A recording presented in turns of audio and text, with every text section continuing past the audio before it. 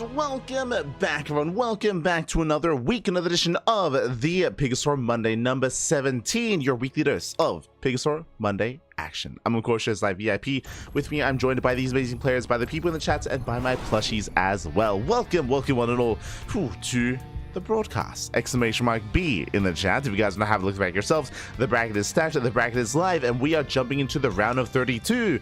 We're jumping into our first series, and here we go. Spawning in the bottom left-hand corner of Leylines, we have the South Korean Protoss player, the blue Protoss. It is Rebellion.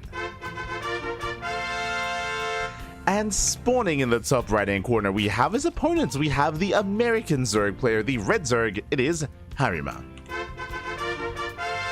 Here we go. herO, a player that has been relatively active when it comes to competing in ESL Open Cups for years at this point, but I have never had the luxury of casting him, never been able to really showcase him here to the CranKy Ducklings, so I'm happy to be introduced, and I'm excited. I'm curious as to how they will play things out. They are a GM. They are a GM player, of course, in the NA ladder, but more of a ladder hero more than anything else, so I'm curious how they compare to a more established pro player like Rebellion. Coming into this, Rebellion is going to be the heavy favorite, but we'll see what herO has to offer here. As if we're in the chat, predictions are open. Get your gamba going, as they will soon be closed in a couple of minutes, so place your bets while you can.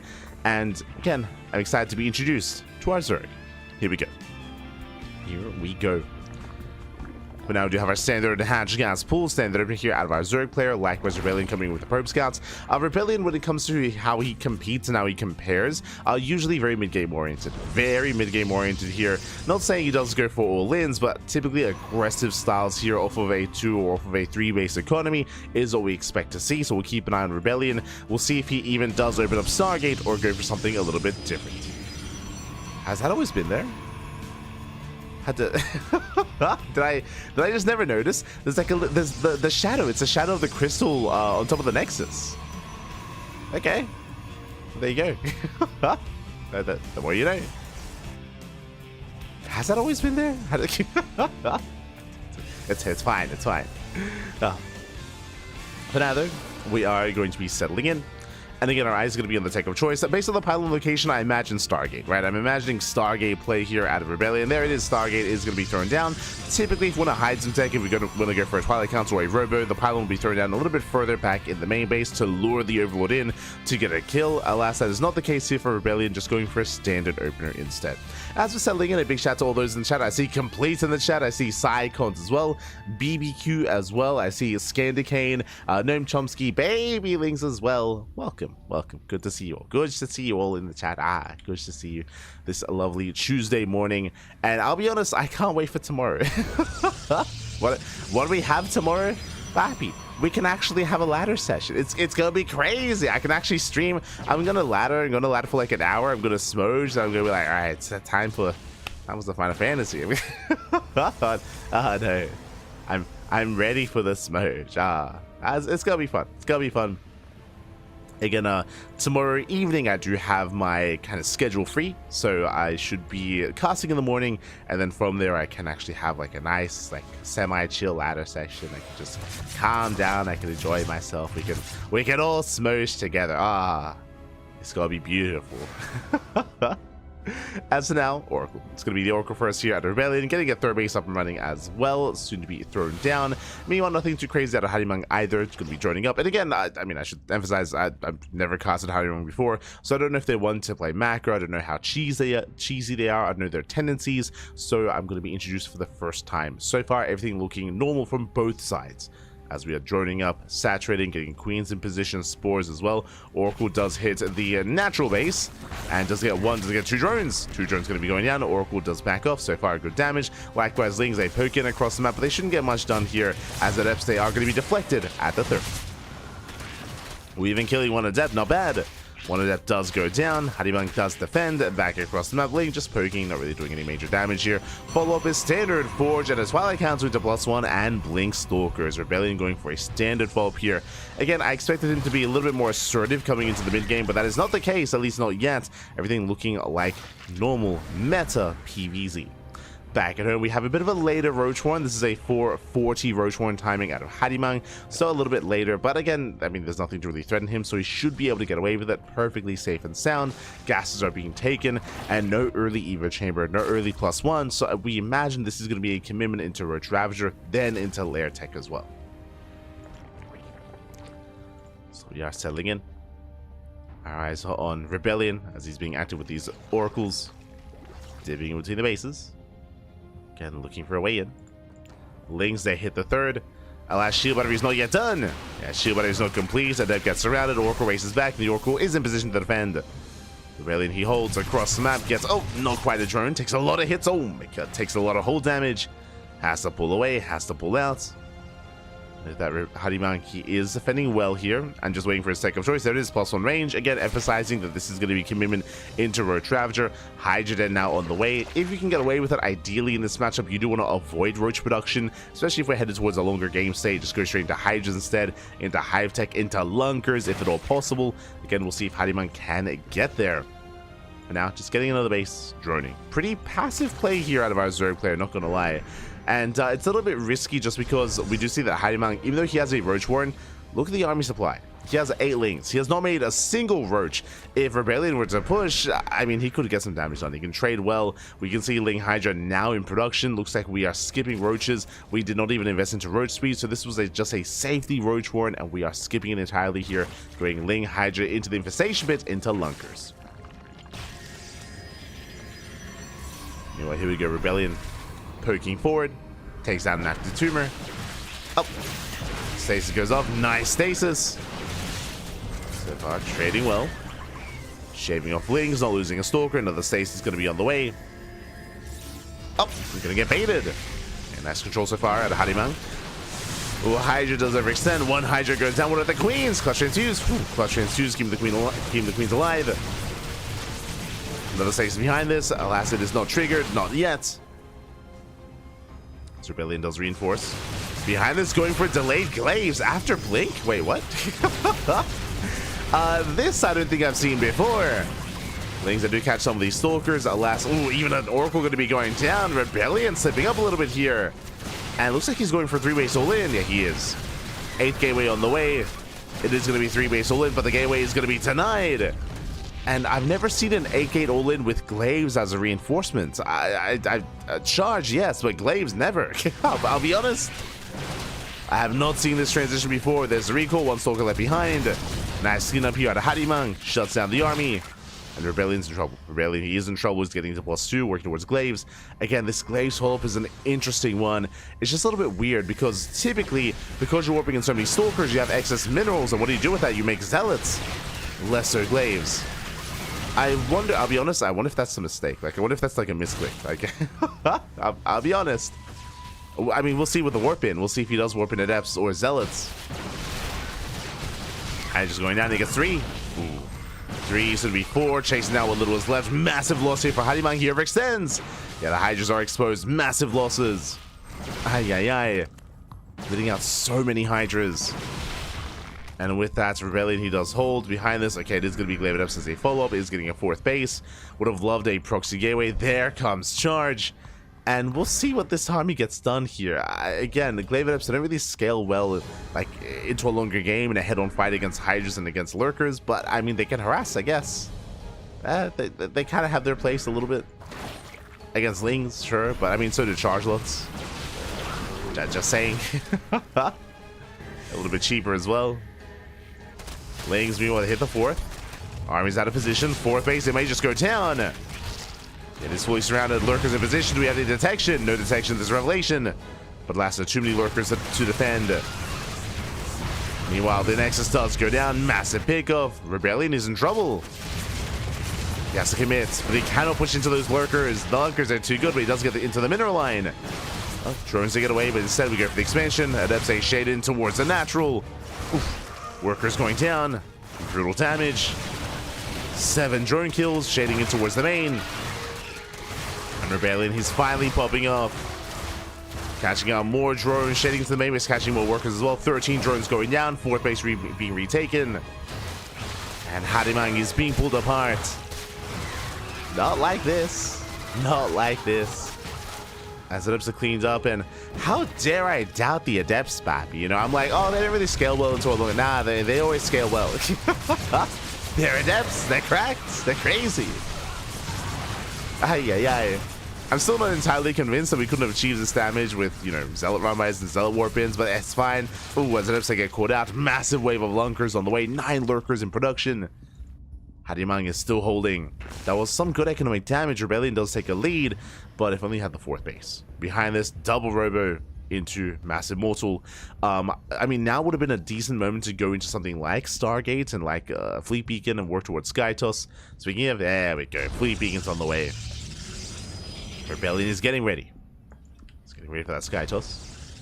Likewise, has to rely on his ground army for the time being. Again, he's done with Glaive Adepts. Now he's embracing those charge loss. +3s on the way. And he will have a triple Robo production, triple Immortal production here from the Protoss. Now the game should slow down, especially with a high lurker count. As we can see here, 11 lurkers. 11 lurkers are in position. As long as we're able to rotate, then Rebellion should not be able to break through. Likewise, lurkers, they do harass. A lurker towards the 4th, 2 towards the 3rd. Mining is being denied. But there's a cannon in position. Cannon will clean up. Main armies, they clash. So far, diving on the main army. Do you get 1, 2 lurkers? 2, 3, 4. All the lurkers going to be going down. Big overextension by Harimang. Yeah, fighting with only half his army. Does get caught out. Brutal losses. Rebellion is holding his own. He does take a lead. At this point, we'll say he takes the lead. Likewise, lurkers get cleaned up. Despite the harass, only 5 probes went down this game. Barely any economic damage. Rebellion, he defends well. And this time he's getting out of hand. How many Immortals? Too many. He's got 5, soon to be 8 Immortals. Likewise, Mothership is on the way as well to support. This is turning into a terrifying army.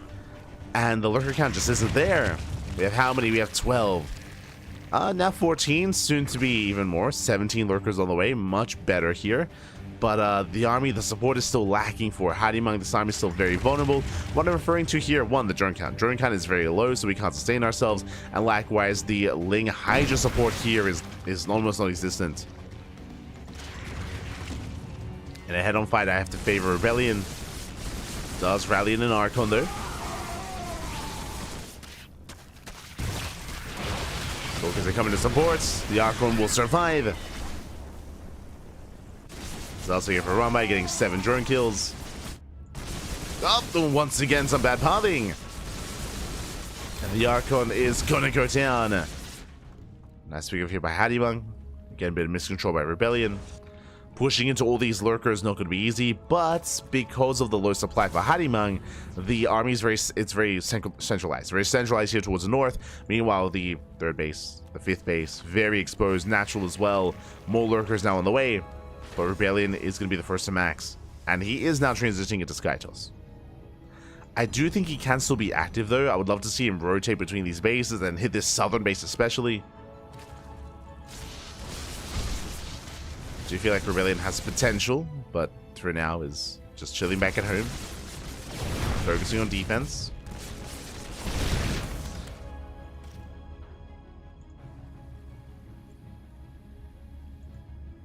Harimang trying to keep up. Now, Harimang, he is slowly taking a supply lead here, and this army, what is really lacking at this point, outside of a stronger economy, of course, is going to be Vipers. Without Vipers, there's no secure way to actually lock down any of these key units. So Vipers will give Harimang a more kind of assertive army here. Especially as there are no High Templar. I mean, my apologies, there are. I was going to say, well, a High Templar without feedback, so no Storm is done in 10 seconds, and I mean, this army is terrifying. But despite that, without Spellcasters, I'm not too confident here in this force of Harimang. We'll see, though. And it's up to 25 lurkers. The Skytoss is not quite there. And again, this time it's the northern base that's exposed. The mass army sits with the south. Rebellion Perky in exactly where Harimang is ready. Exactly where he's most secure.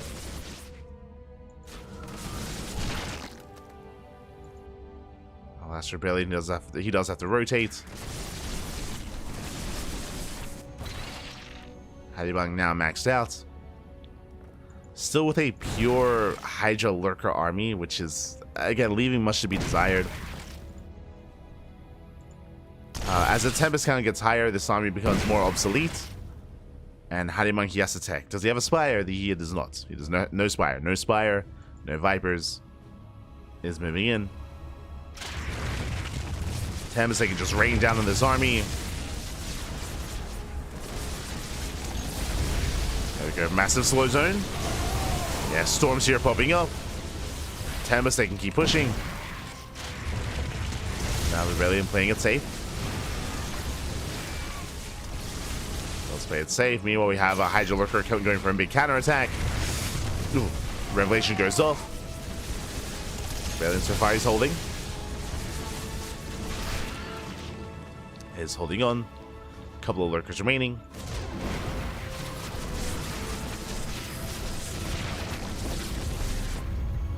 As the base goes down. Harimang achieving some damage here. Takes down the base. Pushing forward. Does not quite get a Tempest. Oof. Storms do pop off. He's got one storm left. That's the final storm. He takes out all the Hydras. Yeah, Hydras, they do crumble. And now the Tempest, they can just rain down on this army. Actually, he just avoids it. Just avoids the main army. Catches out more Hydras.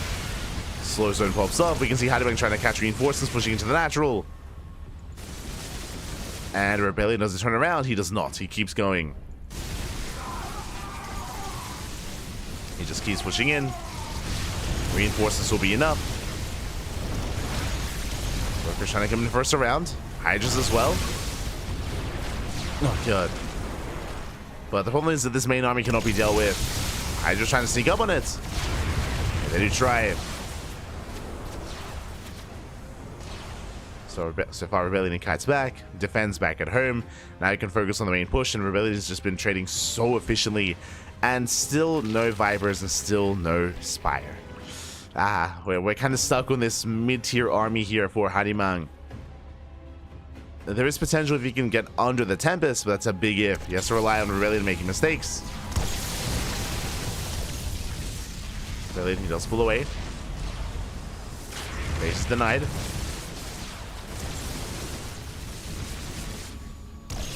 And from here he can't commit.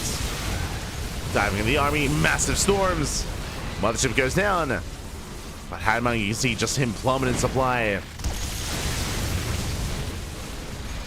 And there is detection. Storms are insane. Zealots, they charge in. There are observers. And GG gets called as Harimang. He runs out of steam. And Rebellion, he will take game number 1. Whew. GG. GG, well played. Rebellion, again, able to get into his ideal Skytoss composition.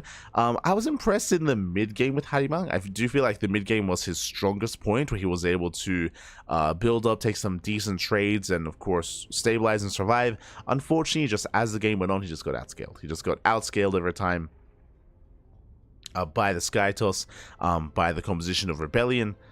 And Harimang was just kind of left in the dust there. And part of it also was because he didn't really have much of an economy. Remember, he stayed on a very low drone count for a long time as well.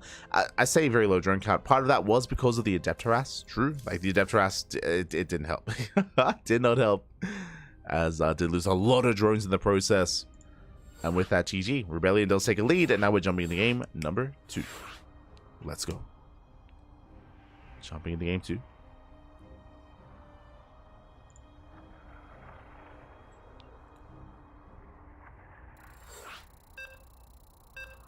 And we'll see where this takes us. Is Harimang a new player? He is not. He is a player that I've never casted before on this channel, but he's been kind of like a ladder hero for a couple of years at this point. I believe his first time competing in an online tournament was ESL America's number 198, which is back in 2023. So it's been a couple of years. But here we go, spawning in the bottom left-hand corner of Ultra Love, we have the South Korean Protoss player, the Blue Protoss, leading the series 1-0. It is Rebellion. And spawning in the top right-hand corner, we have his opponent. We have the American Zerg player, the Red Zerg. Down in the series, it is Harimang. go. So yeah, he has been around for a while. I just never had the luxury of casting him in these open cups, so I'm able to do so for the first time. And yeah, so far pretty impressed. Like, he was able to hold his own for, again, the first half of that game. Unfortunately, because the Adeptus never quite recovered economically, so he never really had a chance to properly max out and to tech up. You know, I was being a little bit critical of him not having a Spire or not going into Vipers, but at the same time, he just didn't really have the economy for it. So it was just a really rough position there for Harimang as the game progressed, as he was just, again, being just outscaled by the Sky Toss, by the Tempest, by the Storm of Rebellion. But I'm curious here to see if Rebellion will, again, slow things down and take Harimang a little bit more seriously. The build of Rebellion was wild, and it did feel a little bit experimental from Rebellion. I'm referring to the 8-gate 3-base all-in with fast Glaive Adepts. It was crazy. It was a crazy choice, and I guess the Glaive Adepts did kind of like, they did their part. They did their part. But still a shaky build, or a shaky setup nonetheless. Specifically, I'm referring to the fact that the 8-gate all-in was denied initially when the proxy gateway was killed. Remember, the proxy gateway was shut down by Harimang, so it would completely shut it down and force the Rebellion to expand. As initially it was going to be a 3-base all-in, then he was forced out of it. But now we are going to be joining, saturating our bases, building up.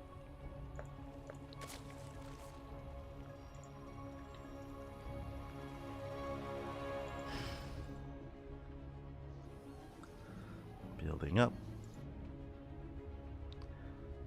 And we'll see if Harimang does kind of deviate here. Again, last game was like pretty standard when it comes to his playstyle. He was just going for a safety Roachworn straight into Hydra tech, if at all possible. Just Ling Hydra. Meanwhile, once again, Stargate play out of Rebellion. Okay, standard opener so far. Getting to the Stargate. Likewise, Harimang also taking his third.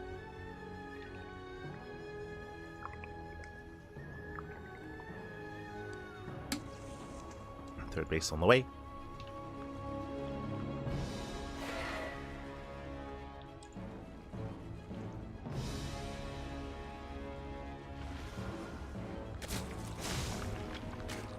And we'll see if Rebellion does mix it up from here. I was about to say, he beat me to it. I was about to say a Void Ray opener is still very much so viable for Rebellion, and he does go for the Void Ray. Let's go. Now with this to go, hunt down the Overlords. Hunt down the Overlords, hide the tech. Show us what you got. Rebellion, I would imagine, wants to spice things up here. Pylon gets thrown down. Do we decide to hide the tech? And if so, what are we hiding, if at all? You have my attention, Rebellion.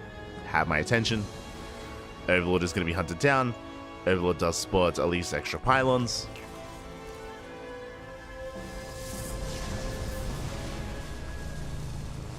As Rebellion will first expand. Getting his third. Third base on the way. Overlord is killed. From here, Harimang forced to pull back those Overlords. Has to consolidate back at home. And we'll see what Rebellion throws down. Does it go for a Robo, a Twilight Council? Does it go for a Forge? Where we drop it? Oh, okay. I mean, that's another one.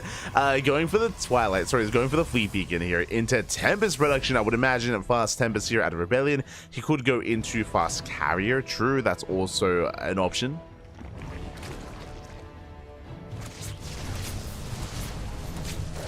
Here we go. Fleet Beacon all the way. Second Stargate. We're committing here.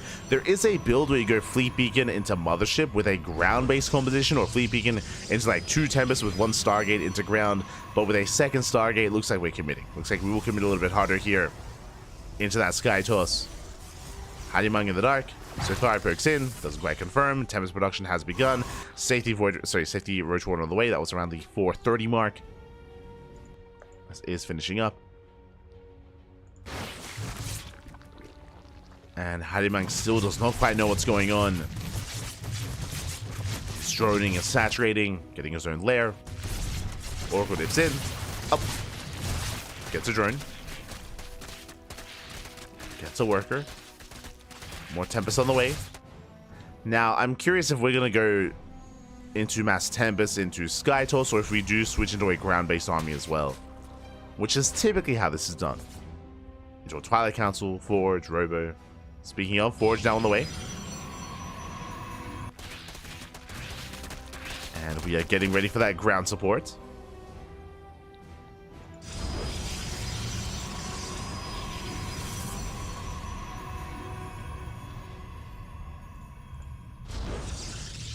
So we're even investing into the Tempest upgrade. Let's go. Interesting. Working towards tectonic destabilizers. Likewise, third base getting saturated. Oracle dips in.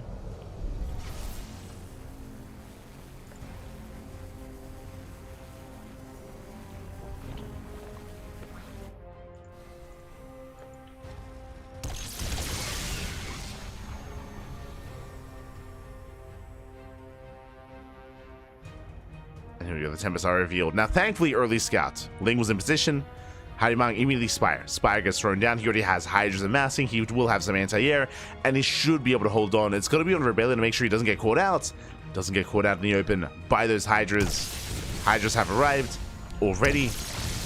As Harimang, he was already working in that direction. And Harimang, his cutting work is at 66. He's pushing. Uh-oh. Rebellion's in trouble. Rebellion, he is in trouble. He's getting caught out. One Tempest gonna fall. Massive pickoff. And remember, Rebellion, he went up to what? Up to 5 Tempests? Before any kind of ground support, which means he's in danger. We'll take down the expansion, that is true, but he has to race back home. Does he recall? No, he commits. He commits into the main. Ling Hydra rocking up. There's nothing to defend. There's just nothing here. There's 2 Sentry. There's a Void Ray. A handful of Adepts. There's the recall back home. And with the recall, the Tempest should hold. Tempest should hold on. Next is taking a lot of damage. Harimang does overextend here. I want to say this attack was good, but once he saw the recall, I feel like that's when we should have retreated, as this now becomes an expensive loss for Harimang. Bearing in mind, Rebellion saved all of his probes. He pulled away, didn't lose a single worker. Oh, here comes that second wave. Harimang still not droning, still on a 3 base economy. Rebellion stuck at home, building up Void Rays and working towards Archons and Storm. But heavily reliant here on Tempest. I just dive in. Tempest, they have to kite back. Yeah, they have to try to kite back here. So far, trading well. Yeah, the choke point is brutal. And with that, Rebellion, he's going to hold on. Hydra still step forward. They get 1 Void Ray. Going for the expansion. They will not get it. Rebellion holds. Rebellion, he holds once again. We have 14 Corruptors on the way. It's actually going to work out quite well, given that Rebellion has been investing into Void Rays, but not too many. I believe he has 3. Yeah, 3 Void Rays. Not too many. Getting to pulse on air attack, Robo, charge just not finishing. Into Archons. Into, I would hope, Storm.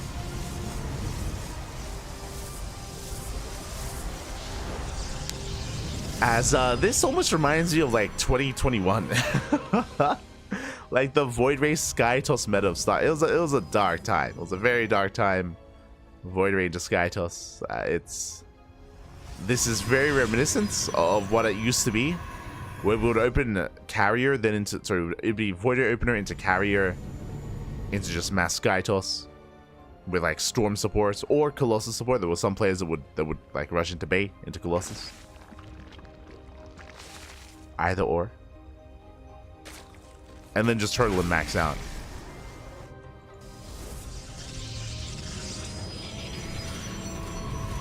Of course, a Void Ray opener's role was killed due to patches, due to nerfs, of course. Lings, they flood in. No Storm! Oh my god. High Templar, they go down. No Archons whipping in either. Massive pickups. And Harimang, he has done it. He breaks through. Again, Storm finishing up in 3 seconds after the High Templar had gone down. And with that, the army's going to crumble. Harimang, he breaks the expansion, takes down the 4th base. Takes down the Tempest. A Stutter stepping in. Stutter stepping in. Pushing into the natural. Knocking down the net. And there's just nothing here. There's nothing left here for Rebellion. Going for a Desperation Zealot counterattack. Does get a Mineral Line. Drones are going down. But alas, Harimang is looking to force that ace match.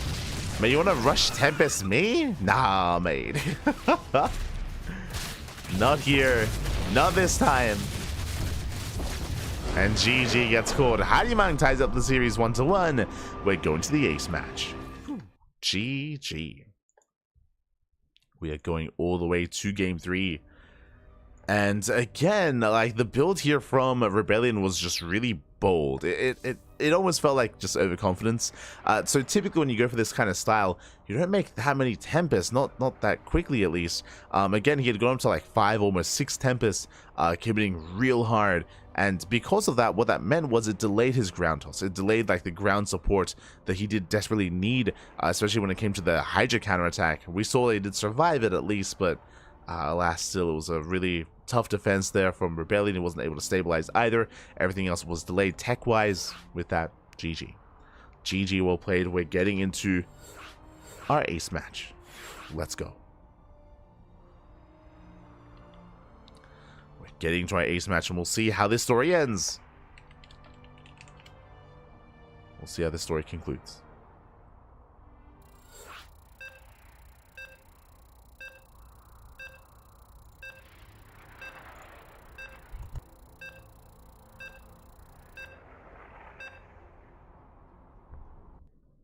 Here we go.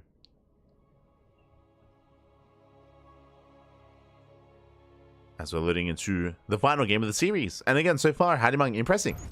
Is looking impressive here. And we'll see if we can claim the series as spawning in the top left-hand corner of Whispers of Gold. We have the South Korean Protoss player, the blue Protoss. It is Rebellion.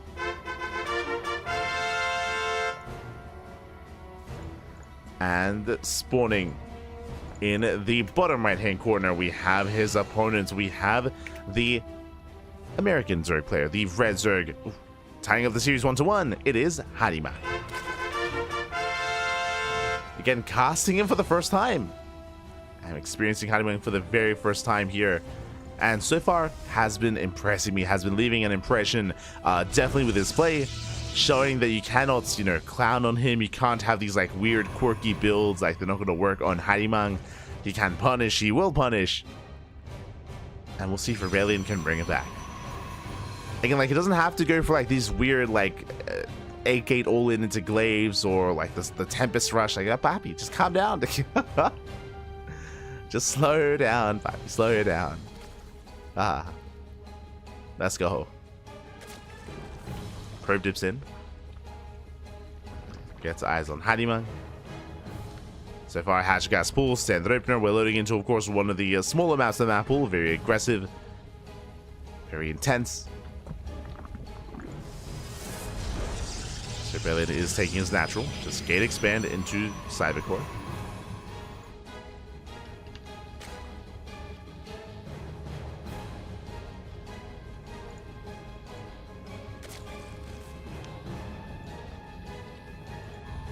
Settling in.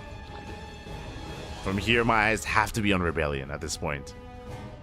Based on his builds in Game 1 and Game 2, he has done anything but play standard. And that trend may just continue. I don't think he needs to, like, to win this series. I think we just, like, play standard and we should be okay, but nah, that's not Rebellion. That's not who we be. What is he? He's an animal, Pat. He's an animal. Let's go.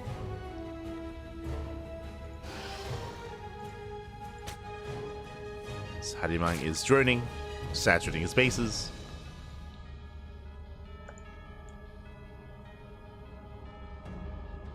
Zoning Rebellion away. Meanwhile, speaking of aggressive build, it continues. Let's go. This is still a little bit more standard, though. It is going to be a Twilight Council opener. This could be for a DT-based opener. It could be for Glaive Adepts. We'll keep an eye on the gases to see how hard Rebellion commits. Now, staying in gases here, if he doesn't pull out, this is traditionally going to be a Dark Shrine. It's going to be Robo into Dark Shrine. But there is a niche build, and I don't want to discount niche builds when it comes to Rebellion, where he could stay 3 and 3, and he could throw down 6 gates and go for a 6-gate glaive all in. Speaking of, yeah, I mean, there's glaives. But he pulls out. It's going to be a late pull out, and I don't see a... Okay, I was going to say I don't see a Robo. Robo now gets thrown down. He does pull out. It's going to be 4-gate glaives. It's going to be 4-gate glaive adepts. If he had stayed in, we could have seen 6 into a 2-base all-in, but he pulls out, so going to be standard. Now again, this is not an all-in. This is designed to get damage done, designed to cripple the Zerg player, and then allow the Protoss to get ahead and take a third. And I'm curious to see, Harimang, how do you handle Glaive Adepts? How well can you defend? We saw that Harimang did struggle against Glaive Adepts in game 1, but it wasn't a standard Glaive build. It was an 8-gate, blink all in into Glaive Adepts. It was very different. So far, he's walling up. Throws down the Roach Warren. And we'll see if he can get his SimCity going in time. So far, decently timed Roach Warren. Likewise, gateways are finishing up. Adepts are amassing. Harimang is droning quite heavily, actually. He's going to be droning up to, what, 44? Oh, no, 42. Gets a spore. Not bad. Getting his spores. Cutting workers at around 40 is the ideal. And Glaives is about to finish. Here comes the push. Here comes the Warpin. Harimang doesn't quite scout this. Spots a handful of it. There we go. Now he knows. Now he knows what's going on. We need roaches. We need roaches. We need SimCity. We need a full wall off. As there we go. Evo Chambers on the way. Lings are amassing. I believe that should be a full wall. And Rebellion only has access to the third. So far, good response here by Harimang. He responds well. Collapses on the army. Adepts, they do try to shade in, but again, the wall is up and running. The wall is solid. Lings will have a hard time trading, but the shade is late. There's going to be a later shade. Harimang defending well. He's holding. Forces back the Adepts. Let's force him back. Ooh, as he does let it finish, the Evo Chamber does complete. He's cut off from his own bases. Here's him diving in. Adepts to hit the third base under fire. And things are getting chaotic. Start getting chaotic here. Adepts pulling away. Prism denied access to the main. And Harimang, he holds. Does hold behind this Rebellion. He's expanding. Now what's important to remember, this was not an all-in. So Rebellion, he's working on the next step. He's working on immortal production. He was hoping for some drone kills though. Was hoping for some drone kills. He did trade well against the Lings. He got 33 Ling kills and 1 Roach. It is a decent trade. He also forced Harimang to kill his own Evo Chamber here as well, which is also lost resources. But Harimang is not in the worst position. Yeah, he's okay. He's okay.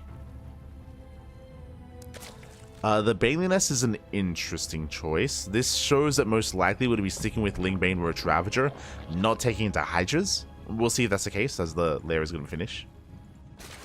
Lair's about to finish. Lair is delayed for Harimang, so that means that Roach Speed is delayed as well, which means that a counterattack is non-existent. So Rebellion, he still maintains map control, and he's going for a second wave, a second push.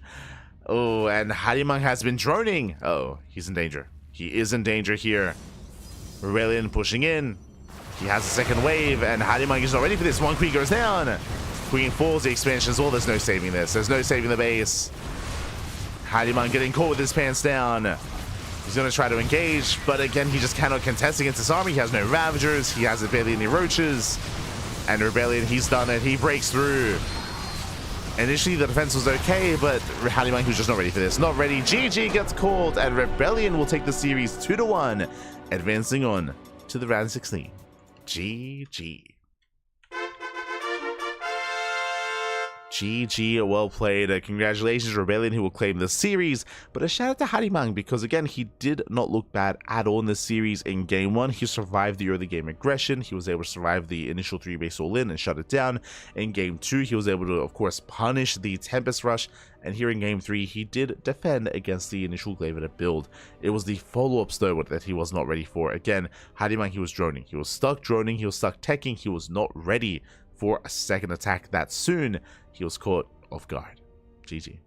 GG, well played. Was caught off guard. With that, Rebellion does claim the series, and the question becomes, does he have an opponent? What exactly is going on? Let's find out. Exclamation mark B in the chat, if you guys don't have a look back yourselves, as we do have some updates. And let's try to catch up from the bottom initially here, as we are on the bottom half of the brackets. There we go. We do have it.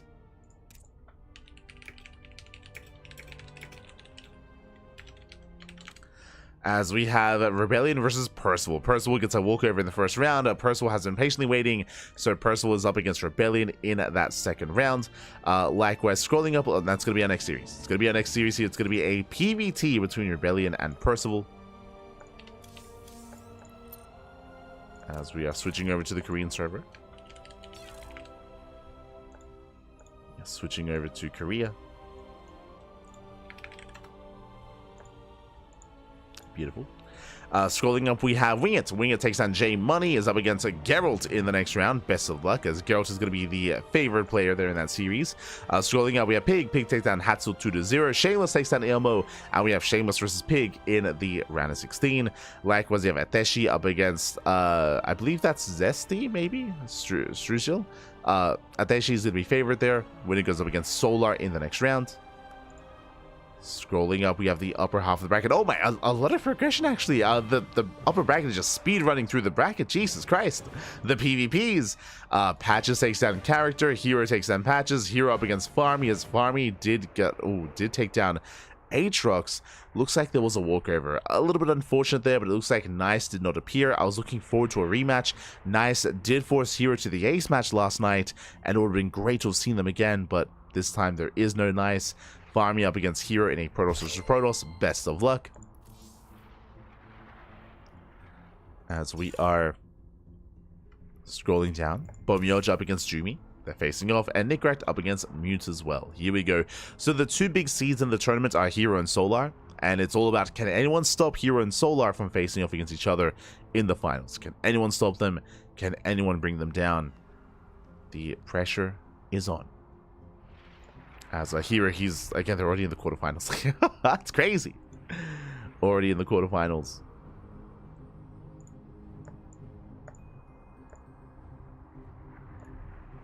There we go, just kind of trying to condense the bracket a little bit.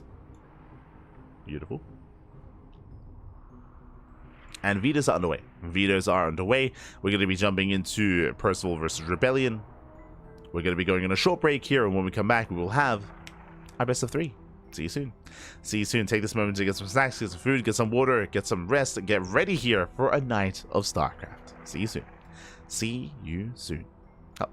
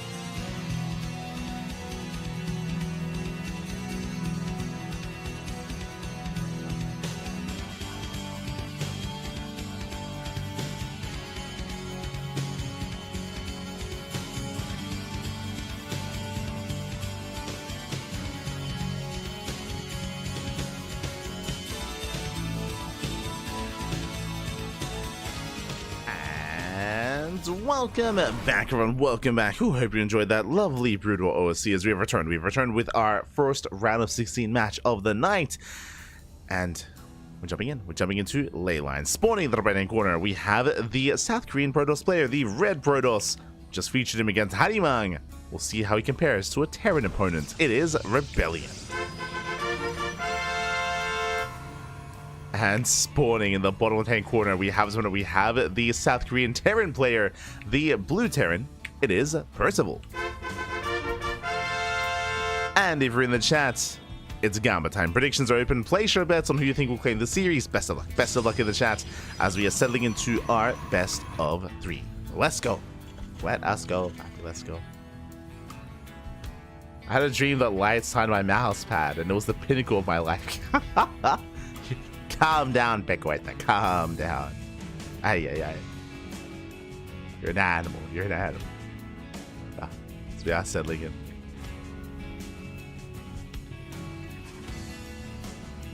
I have done a sighting before. One time.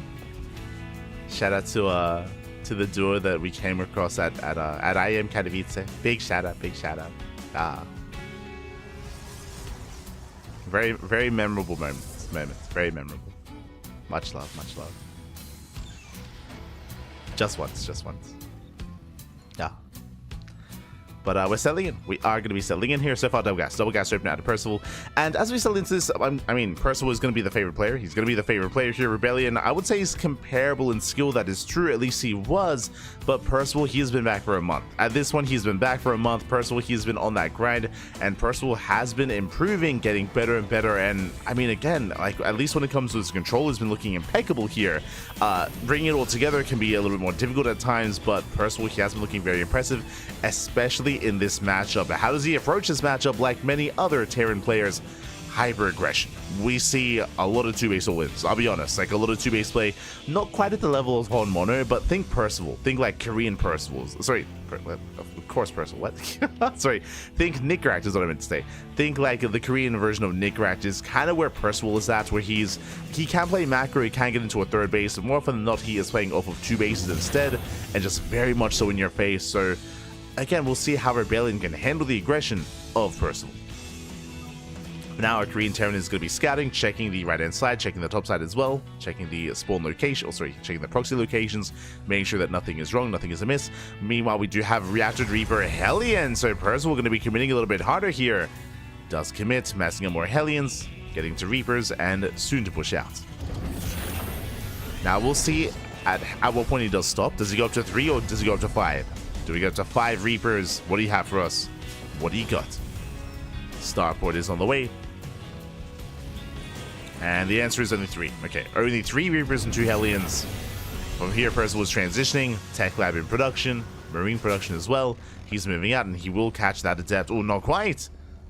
Adept does pull away in time. Percival, he just rallies across the map. Back at home, we do have a wall-off. So far, solid SimCity. I mean, it's a little bit messy, but SimCity nonetheless. As Percival, he is going to be chipping away at the Twilight Council. Does chip away.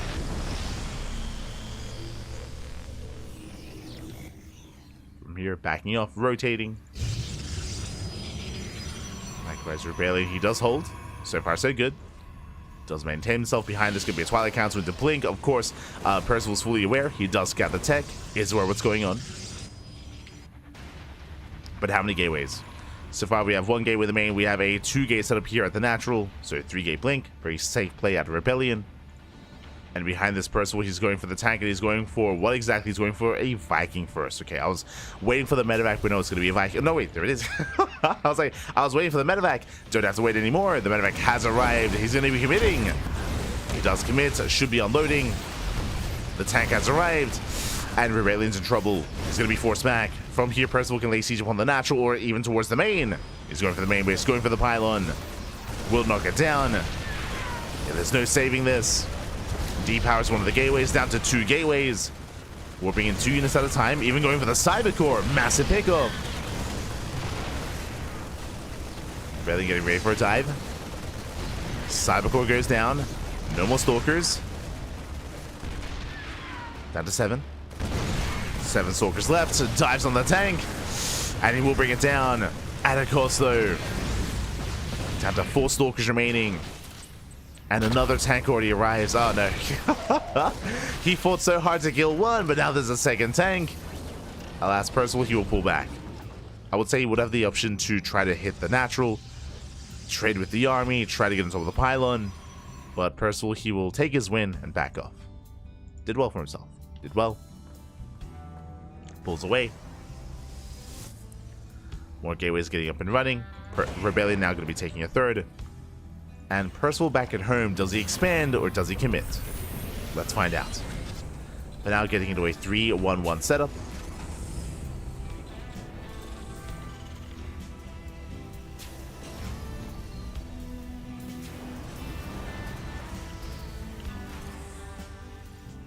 He's getting into his 3-1-1.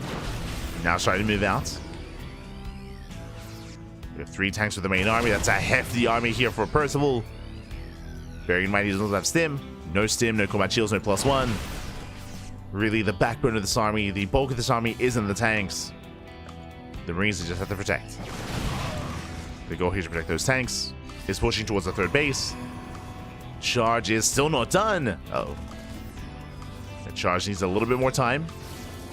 A couple of seconds away. Tanks do siege. Vikings land. And he doesn't quite commit. He does confirm the expansion. I rotates. Rotates over. Getting a better angle of attack.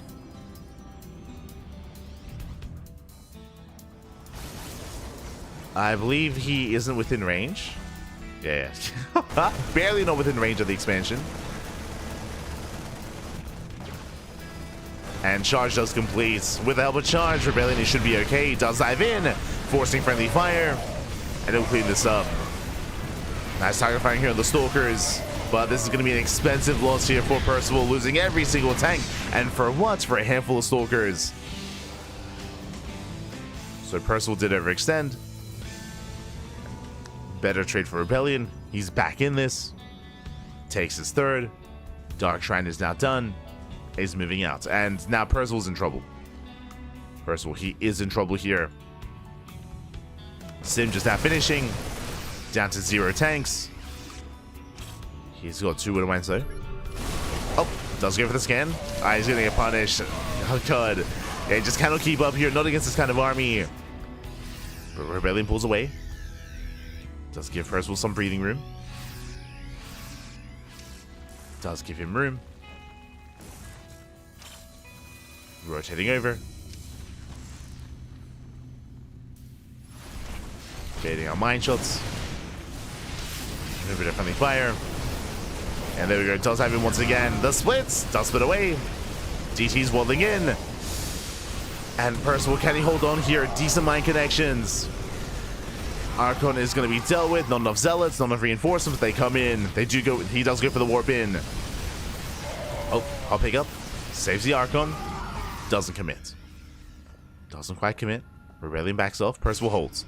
Whew, Percival does hold on. Holds on to the 3rd. Holds on to the natural. Viking harass across the map. And we have a game. We have a back and forth. As our Viking did quite a bit of damage in the main. Killed 7 probes. Quite a bit of damage. Percival now pushing. Drop into the natural. Ooh, that's a Zealot and DT.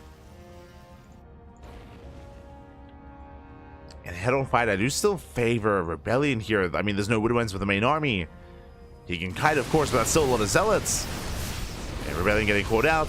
Gonna be chased down at the same time. Prism here towards the main. And DT's in both bases. And these Zealots, they trade quite well here. Catching up Marauders. Pulling back. Waiting for reinforcements. Zealots, they do warp in. They hit the natural. And he's going for the 3rd. Going for the dive. Collapsing on the main army. Shows those mine shots. Up. Mine shots going up. And Rebellion just pulling Percival apart. 24 SCV kills. Oh my god. 26 SCVs. 3rd base, that's a kill. Oh my, that's a kill, not a lift. No lift. The 3rd base goes down. And despite the incredible start out of Percival, he's crumbling. He's crumbling. He's just falling apart here. Cannot keep up with the multiplying aggression of Rebellion. The charge also do too well. Percival, he did well with the initial push, but if you remember, losing those 3 tanks was brutal and never quite did recover. Lost the tanks, lost the bio army, lost momentum, lost map control, and since then, Rebellion has just been all over him. And Percival now, at this point, has to go all in. I mean, he's stuck on 2 bases. Barely even stuck on 2 bases. He's on 29 SCVs. Barely an economy. Dark Templar waddles in. Oh. Rebellion once again engaging. I mean, he doesn't have to fight here, but he is. Nice EMP takes down the Archon, forcing a bit of friendly fire. One of my shots go up, but there's barely an army standing here for the Terran. I mean, it's mainly medevac. It's mainly medevac at this point. GG gets called, and Rebellion does take a lead in the series, 1-0. GG. GG, well played. Percival, again, he had a good start, but did end up losing that lead. It did fumble the ball. Rebellion bouncing back, gaining map control, and he just was unrelenting here in his aggression, whether it came to his pushes towards the 3rd base, drops into the natural, into the main, DT harass as well. It just became too much to handle, and Percival was torn apart. GG, Rebellion takes the lead. Impressive. Again, I was favoring Percival coming into this series, but alas, Rebellion showing that he still is one to not one to be taken lightly here in the PvT matchup. Let's go.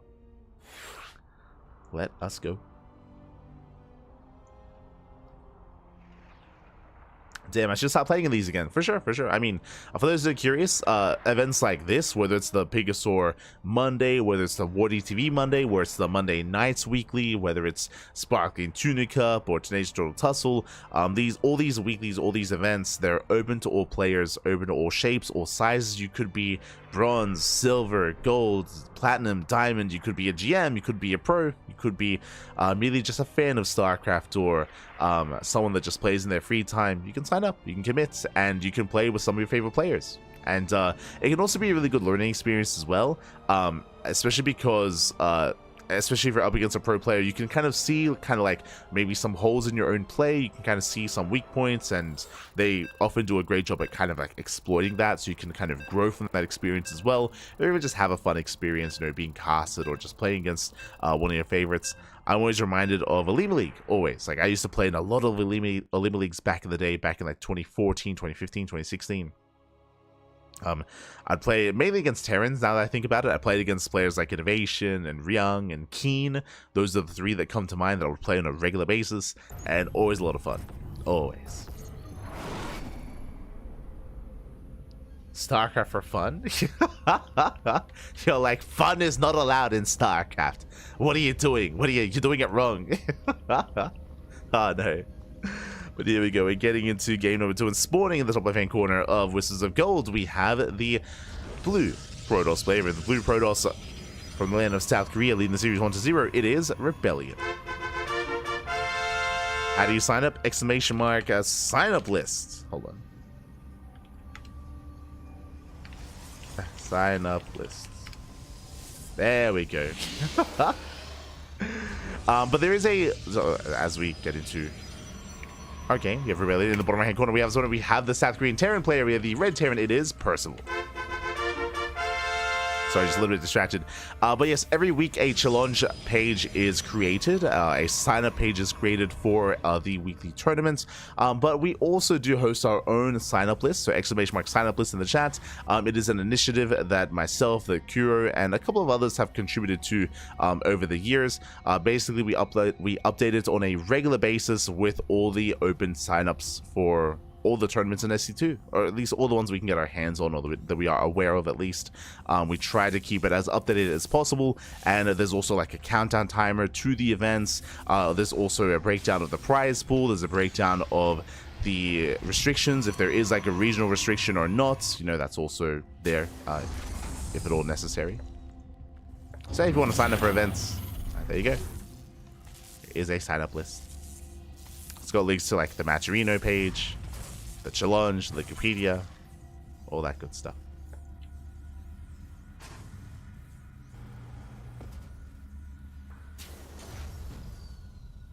I'd want to play, but I can't escape. I can't escape and get out of bed. I mean, you could just play from bench. You can, mate.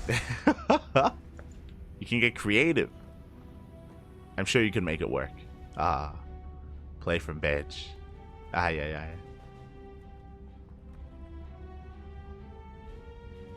I used to be GM these days. I focus on my career now. That's understandable. For sure.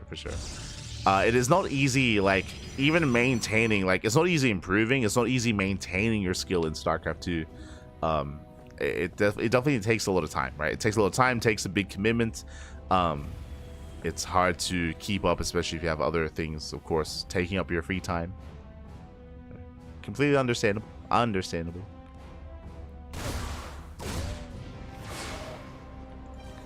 But here we go. We do have our setups here. Going to be a Stargate opener this time. Okay, Stargate opener at Rebellion. Likewise, Percival going for, once again, a double gas delayed CC here. Going into, this time, not Reactor Reaper Hellion. We do have earlier tech switches. We have a tech lab on the way in the factory. And with this, we can go for an earlier tank, earlier Cyclone, earlier drop play. Just earlier aggression overall here. Let's go. I'm ready. I'm excited. Last game we saw Percival did commit a little bit harder here to additional Reapers and Hellions. This time that is not the case. Oh, trying to knock himself into the main, unable to. Gonna be forced back. Back at home, there's the add-on swap. Interesting setup here. He does make the tech lab here for the starport, but he's going Viking first, so it's gonna be a delayed add-on swap. Huh. Interesting. So, initial Viking. I mean, it makes sense just because it is going to be the Stargate opener. Percival did confirm. Basically, he was getting, it looks like he was getting ready for either a Raven or a Banshee opener, but now that he saw the initial Oracle, I mean, this takes priority. Viking does take priority here. Before the add-on swap, Oracle hits a natural, gets one SCV. Oh, gets two of the Marines, but the Viking does respond. And the Oracle is forced back. So far, good response here by Percival. He defends, he holds, he maintains himself. Back in the main base. Getting into a 2-on-1 setup. Actually, Tech Lab on the Rags first, not on that starport. I mean, again, especially against the Stargate, does make sense. As for all, Percival knows it could be a Phoenix follow-up. As we can see, it's going to be into delayed blink. No Phoenixes. And only one Oracle as well, which I'm a little bit surprised by. I'm surprised. Army moves out.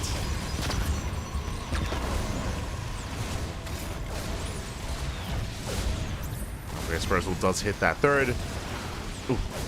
Almost does catch one of those Stalkers. Good control out of Rebellion. He pulls away. Does pull away in time. Does hold. Does defend for now. And really, we're waiting for the move out. We're waiting for the Stim timing. Stim, the tank production as well. Building up a bio army. Actually, it looks like Percival is going to push out ahead of time. Now, this is a risky maneuver here, as he is already pushing, but Stim is only halfway done. So Stim is not going to be a factor here. He has to be very careful with how he engages. Rebellion moves out, trying to force a siege. Not bad. Speaking of a Hellion, Stasis goes off. Oh my god, Stasis goes off and the tank is exposed. Your tank is very exposed. Waiting for Blink though. Blink is still not yet done. Percival, he has to hopefully buy time here. Hopefully. As Blink is done in 5 seconds. 5 seconds away. Stasis will run out though. Oh, just barely. But the tank will still fall. Gets a tank, takes down the Viking. Oh, the medevac as well. The bio army trading as best he can. Stim is now done. And another tank has arrived. Can he keep going? It's going to be close. It's going to be quite close here. Oh, the friendly fire is brutal. Tank within range of the expansion. Percival still just rallying across the map. Everything he can.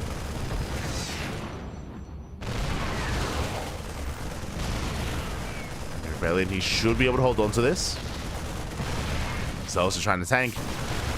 And here comes a dive. He blinks in. Blinks on top of the tank. Tank goes down once again. And Rebellion holds. Rebellion, he does hold. Bleeds out a couple of Stalkers.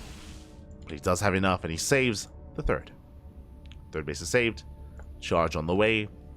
Storm as well. And Rebellion, he's securing himself. And that was a big commitment here from Percival. He lost 2 tanks, lost a good chunk of bio, 3rd CC now on the way.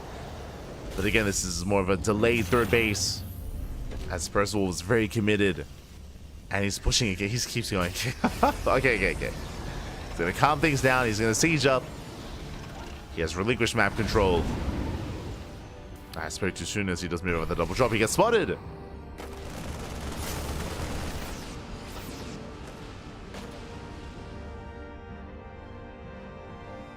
He's spotted in the end.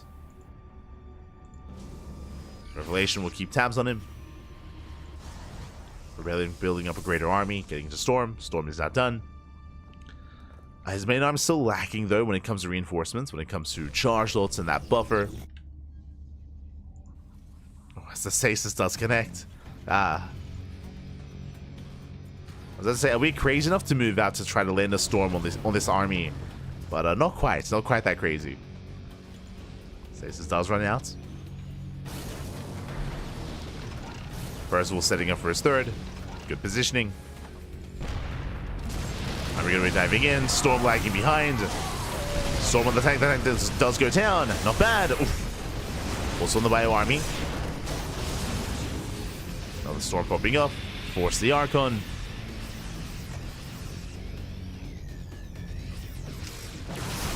Percival trying to maintain himself. He will get on top of the Archon. At least he will try to. Oh. Nice split. Snipes High Templar. Percival holds. Whew, he does hold on. Getting his 3rd up and running. Rebellion pulling back. Will get away.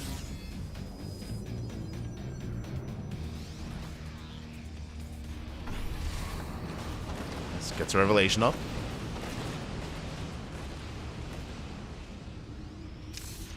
Revelation. How many storms? Ooh, he lands 1. Going for the feedback. Just the 1 storm. And it may just be enough.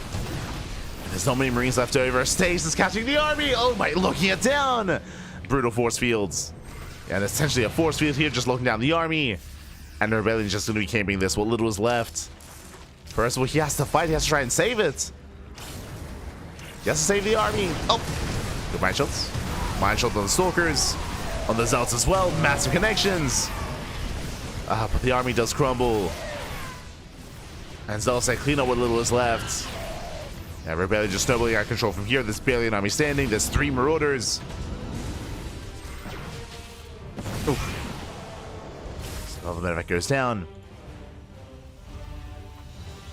Rebellion, he is overextending though. He does have to wait for reinforcements. Has to pull away. Does pull back. Here come those reinforcements. This time with Storm, with High Templar. And Percival, he's hurting. He's up against all the storms. They connect. Oh my god. Oh, he stands in the storms. And with that, he breaks through the main army, busts into the mineral line. SCVs are going down. It does split against the mines. And Percival just cannot maintain himself. He cannot defend. Not this time. Not here against Percival. Ooh, forced to cancel CC. Stuck on 2 bases.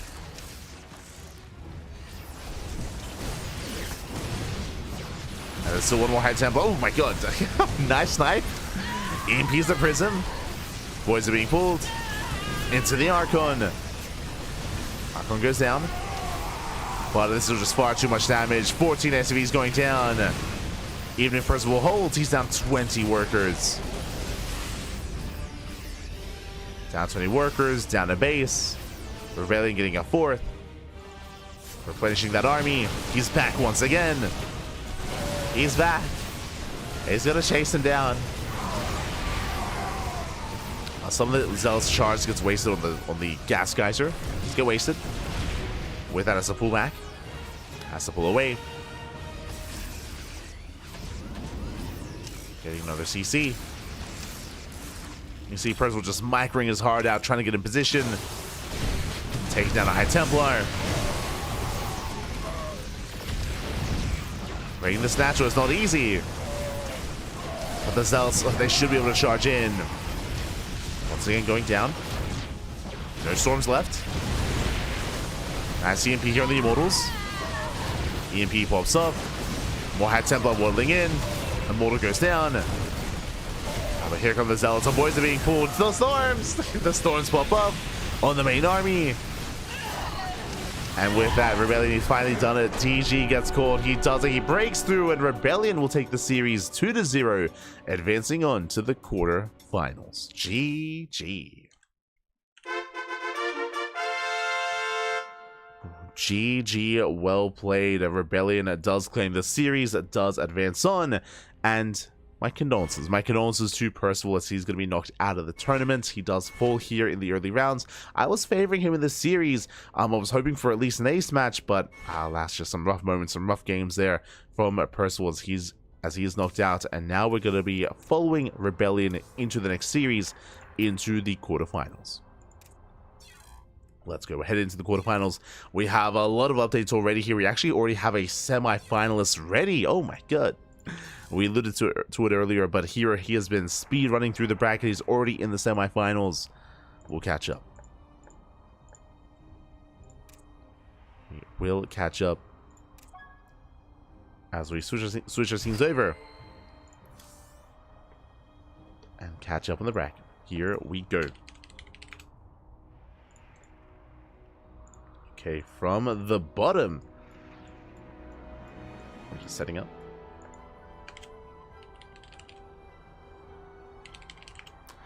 From the bottom, we have some updates. We have, of course, Rebellion. Rebellion takes down Percival 2-0. Rebellion is up against Gerald. Gerald, the Polish Protoss player, in the quarterfinals in a PvP. Scrolling up, Shameless takes down Pig. Solar takes down his opponent, and we have a ZVP between Solar and Shameless. Honestly, that's going to be a spicy series. Best of luck. Best of luck to those two competitors, as the winner will advance on to the semifinals. Likewise from our series as well. Scrolling up, we have Nickrat taking down Mute. Jumi takes down Blue Milja, and we have Jumi versus Nickrat in the quarterfinals. Winner goes up against herO. As herO, he's already in those semifinals, already waiting.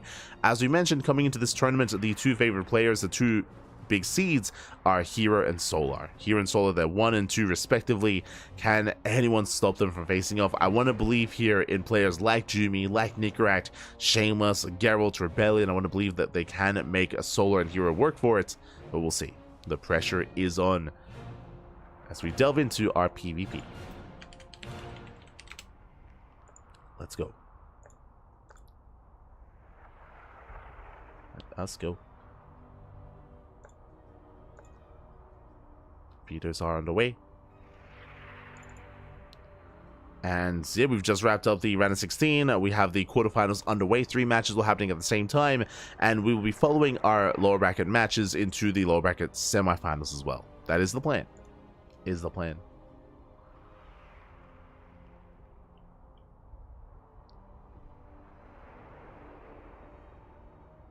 We go. As for now, we're going to be going on a short break here. Hope you've all been enjoying yourselves. I see Pekaweta in the chat. Blake Caduce as well. Hello, hello. Good to see you. Good to see you. Always. Oh. But we'll be having a very short break here, and then we'll be jumping into our quarterfinals match. And then of course, following that into the semis as well. As we just got an update. Oh my god, Jumi takes out Nickrat 2-0. And we have the upper semifinals underway. Jumi versus herO. Best of luck. Best of luck in those semis as they're facing off to determine which one makes it to the grand finals. So again, we're already kind of nearing the end of the broadcast. We have, what, 3 series left? Quarterfinals, semis, then the grand finals as well. We'll get there. But now, though, take a moment here to get some snacks, get some food. Hydras, massage your marines, stretch your roaches, pet your probes, and what's the other one?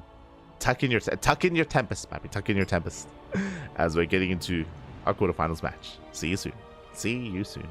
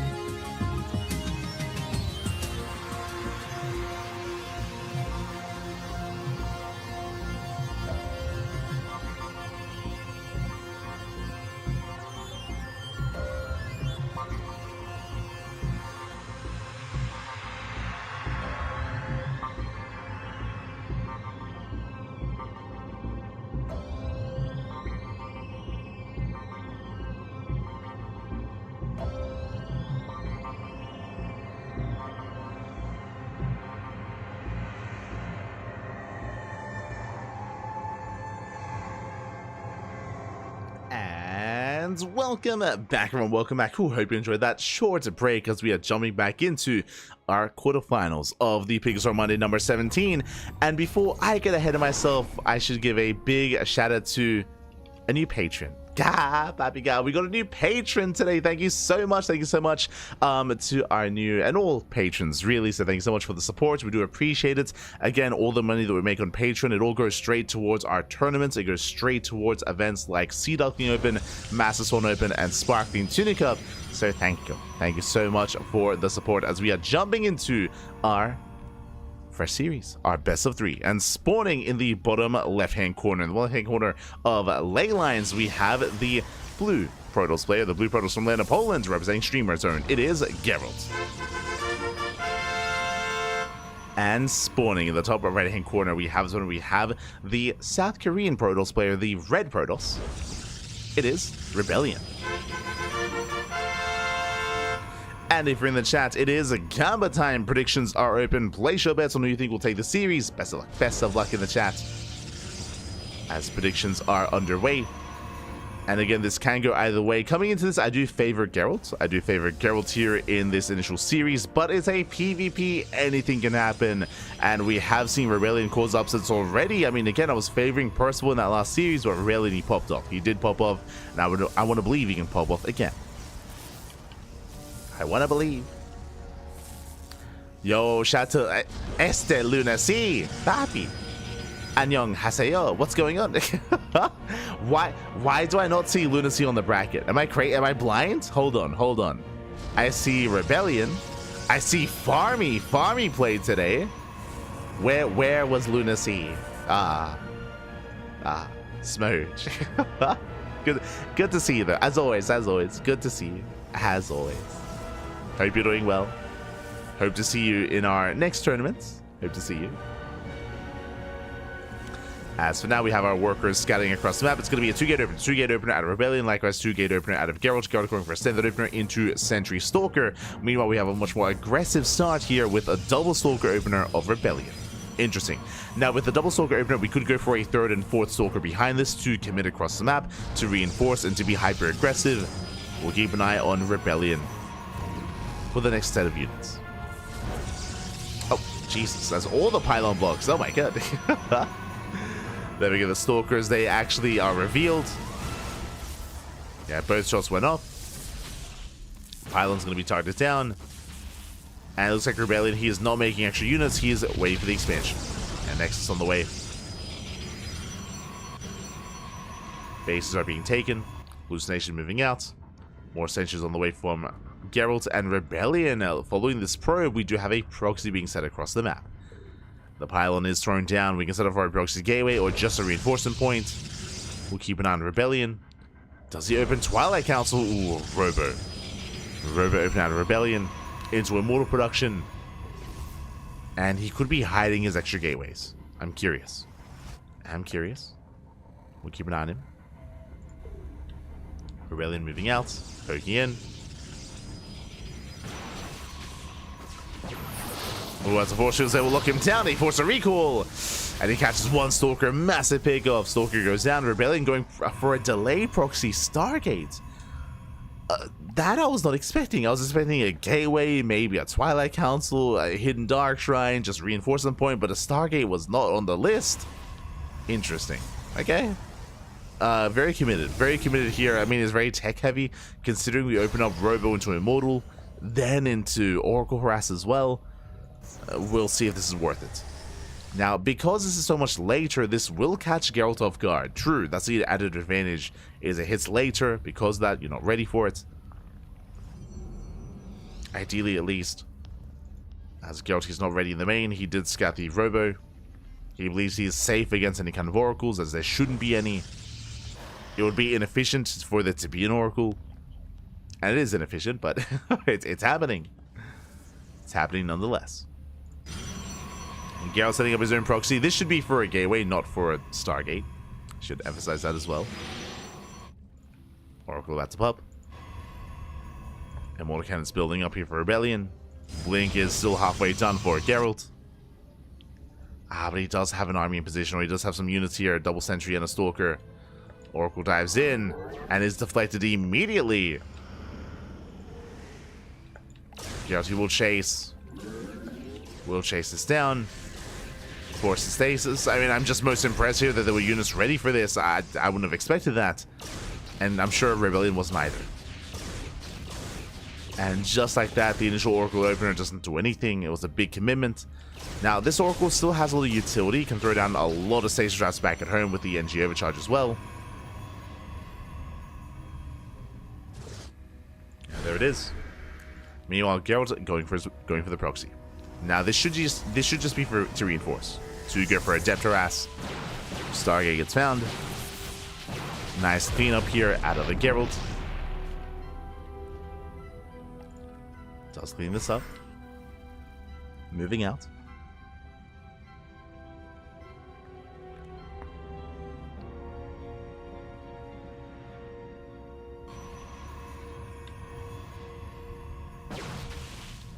As he's coming across the map, he does have a massive Stalker army. Stasis goes off. Just on the one probe. There's a hallucination. We have 3 immortals. Does go for the dive. Hallucination tanks away. Tanks a volley. Oh my god. But despite that, there's plenty. Yeah, there's plenty of stalkers. They wasted a shot on the hallucination, but it doesn't matter as he gets every single immortal. And with that, Gerald will snowball out of control. Take down every stalker. There's 2 stalkers left. And just 2 stalkers. They do escape. And the third base is going to be shut down. From here, Gerald snowballing out of control. Again, this was a big investment to go for the proxy Stargate. Was not worth it in the end whatsoever. Was not worth it. And with that, Gerald, he has broken the natural. Percival's ramp. GG gets called, and Gerald, he will take a 1-0 lead in the series. GG. Does take lead in the series. Again, a strong performance there out of Gerald. Nothing too fancy, nothing too crazy. Just straight up a blink play into the proxy across the map, into reinforcing.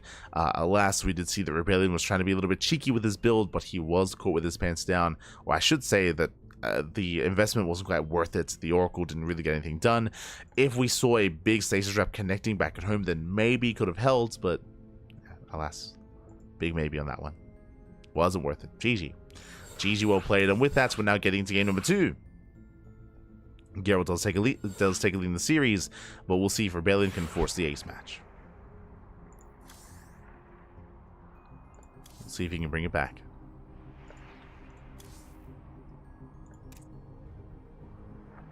And bring it home.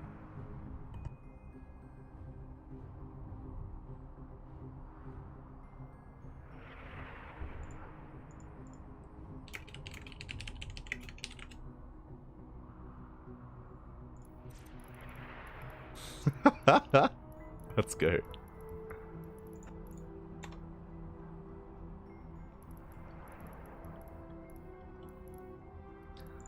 So here we go. We're getting into game number 2. It's going to be on Whispers of Gold.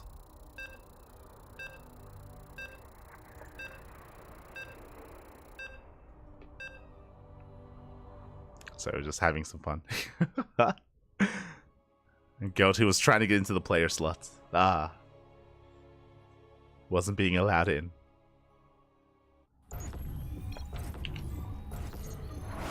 But here we go. We're getting into game number 2 here. And spawning in the top left-hand corner, we have the Polish Protoss player. Again, representing Streamer Zone and whatever this is. Oh, he's giving him praise for the build. He's giving him praise for it. Let's go. For Streamer Zone, it is Gerald. And spawning in the bottom right-hand corner, we have the South Korean Protoss player, the Red Protoss, down in the series. It is Rebellion.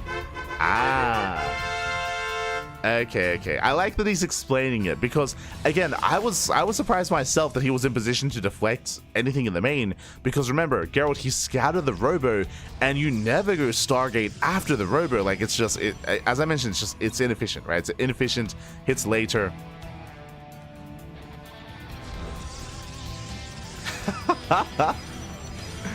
But Gerald's just showing off that, or explaining, of course, that he also wasn't expecting it, was getting ready for War Prism perhaps instead, and just happened to be in position for the Oracle. And that led into that, I mean, that snowballed out of control, of course, from there. But it is really cool to see the Geralt giving respect to Rebellion for the build.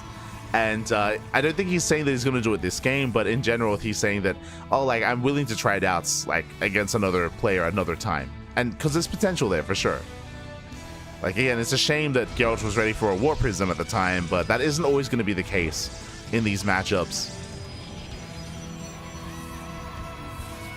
It's definitely a world where it can work. Let's go. Shout out to Gerald. Shout out to Gerald. Also, what am I looking at here? What's happening? Why is happening? Oh, is that Sal? Is that... Wait, is that up a tree? I didn't even know. Sal's S4? Question mark?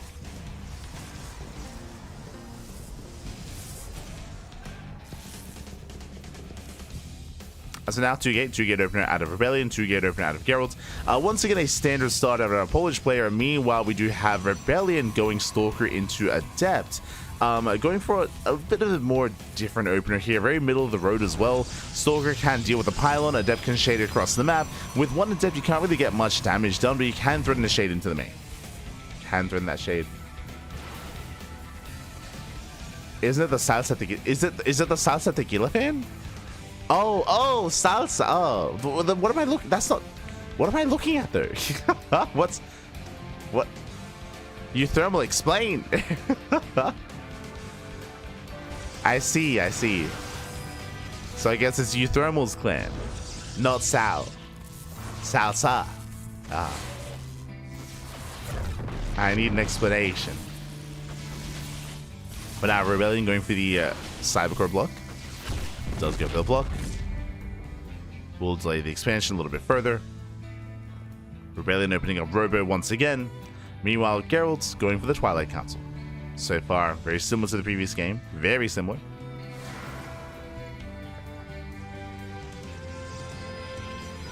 Hold up. Okay, hold up. Why does Sal not have a does he have a salsa emote? And if not, why not? Like, that's just on brand. Give me a salsa back. Este Alpatry. Just saying, if that isn't a thing, it should be a thing. As Gerald, he does catch Stalker. Stalker goes down. Ooh, Adept as well. Shield battery under fire. Rebellion taking a lot of hits early on, and the shield battery is going to go down. Thankfully, there's a second. Oh. Tries to lock down the sentry. Is going to be forced back. Adept shading in. Does commit. It does commit to the shade, and we'll take down one sentry. Gets one. And barely the other as well. In the end, still a better trade for Geralt. Oh, locking down that Stalker. Has to get the hell out of here. Can he get away? Oh my god, just barely. Does get away. Immortal has arrived, and we can settle in. We can settle into our game state here. Building up the Immortal count. Shield battery is done. Second Immortal's on the way. And Geralt backs up. Whew. Oh my god, looking at the trades here, this was still a better trade for Geralt, as Rebellion did lose extra minerals. Lost the pylon, lost the shield battery. Lost the Adepts in the Stalker. So a better trade for the blue Protoss player. And from here, we can now build back up. Now again, the advantage that Geralt is going to have is going to be Blink. Blink is finishing up. The advantage for Rebellion is building up that Immortal count. He has 2 Immortals so far. He's got the Prism on the way. He can soon move out. And we'll see how hard he commits. As he's getting a 3rd gateway to reinforce. He's pushing.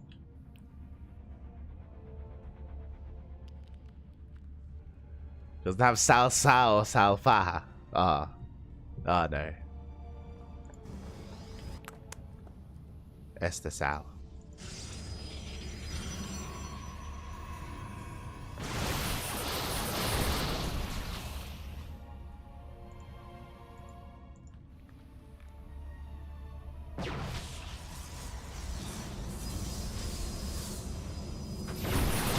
Zan does push out. Ooh, nice control out of Rebellion. Does save the Stalker.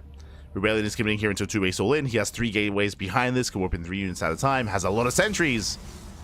But Blink is done for Geralt. He can avoid those force fields. Speaking of, shuts down one of the sentries, gets a stalker as well. Nice pickups. Takes out a sentry, a stalker. Trading with the army, diving on the Prism. Prism will survive just barely. Oh my god. Does survive, getting his own immortal. Prism is going to be zoned away. And it's going to be a one-way trip here for Rebellion. Ooh, does break through though. Yeah, he's barely breaking through. It looks like he has maybe done it. The boys are being pulled. 2 stalkers left. They're coming from behind, going for the immortal. The immortal's so close to going down. One more volley, and it will fall, but at a cost. Gerald bleeding out probes. Collapsing on these stalkers. Leading out 15 workers. Ay, ay, ay.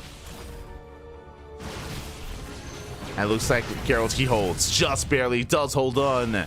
Chasing down reinforcements. Gerald, he's down to 28 workers. But he has momentum.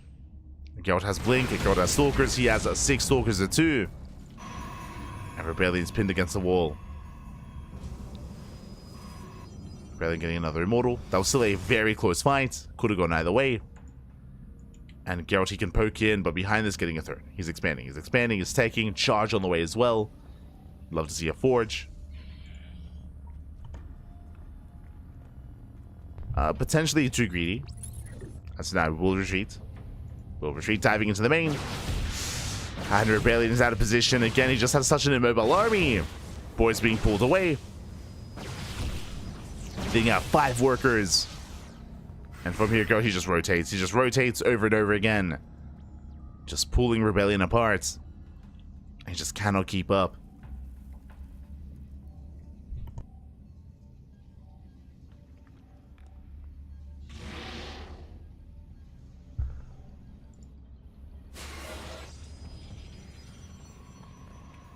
As Gerald just getting further ahead.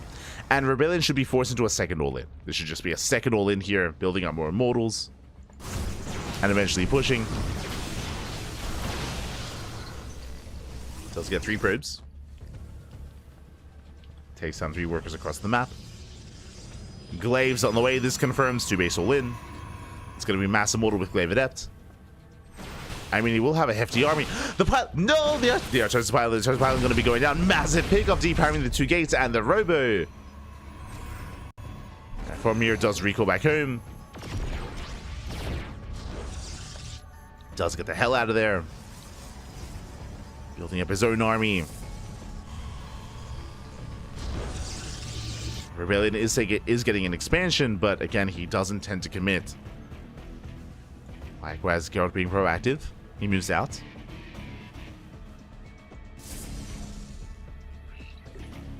Does move out.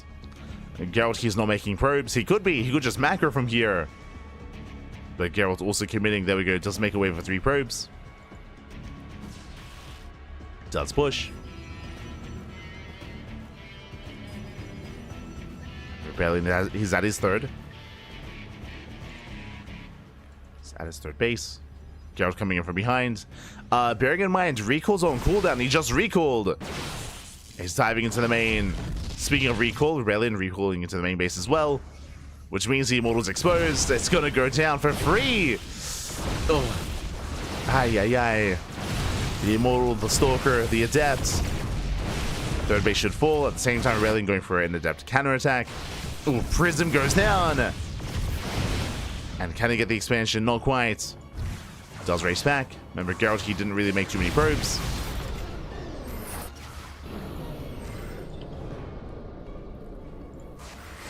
Did cut workers earlier on. Shading to the natural. Being cleaned up. Rebellion at this point, again, he's all in. I mean, he was already all in. But there's nothing else behind this. Locking down one of the immortals, not bad. Does lock it down. Gerald pulling away at the same time. Zelze busts into the main. Probes are falling left and right. And he's forced to engage, losing another immortal. He just commits though. He commits, blinks forward. Takes down 1. There's 1 immortal left. Gerald playing it safe, pulling back. Does pull away, and GG gets called as 20 workers go down in the main. And Gerald, he will claim this series 2-0. Advancing on to the semi-finals. GG. GG, well played. Gerald, he will claim the series. Again, he was in the driver's seat for the most part of this series as well. We had some interesting builds out of Rebellion, especially in game 1, seeing the proxy Stargate, delayed proxy Stargate after the robot opener. Again, clearly a lot of thought put into it. Here in game number 2, a little bit less so here. We had an early push, an early move out, but we saw that again, Rebellion got completely shut down. It was a close fight, I should say. It was a close fight at the natural. I'm referring to the moment that Rebellion hallucinated a immortal, and he did move in, and he committed into the natural, but alas, he did get cleaned up in the end, just barely, as Gerald was forced to pull the boys. He lost like 16 probes, but did survive, did hold. GG, well played. With that, we are advancing on here to the next round, to the semi-finals. Let's go. Let us go.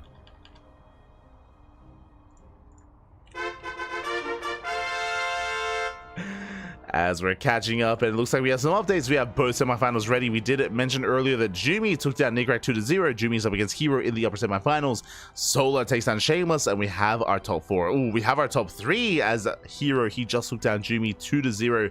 herO is in the grand finals, waiting for the winner of Solar and Gerald in a ZVP. Let's go. Now, coming into this, I would typically favor Solar, but Solar has been less active as of late. He is a less active player than, he is a less active player than Dark, less active than Shin. So Solar, he hasn't been playing in too many tournaments, but that's why it's exciting to see him here. It's exciting to see him here in the PiGosaur Monday, making his return, and he should be favored. But what I'm getting at, because he's been less active, I'm less familiar with, or I'm less certain, less confident with his current state of play. As the last time we really saw Solar, you know, he did get knocked out by Skillus in the qualifier for Masters Coliseum. We saw Solar go down even in a recent Lima League as well. I want to say to Zaun. Zaun did recently defeat Solar. So, yeah, Solar has been having some struggles in this matchup, in the ZVP matchup, but we'll see how he compares to Gerald. I think against Gerald, I still do favor Solar. herO is a different story. We'll get to herO later. we'll get there. We'll get to herO in the finals. But here it is gonna be. It's gonna be an interesting one. So yeah, Solar has been.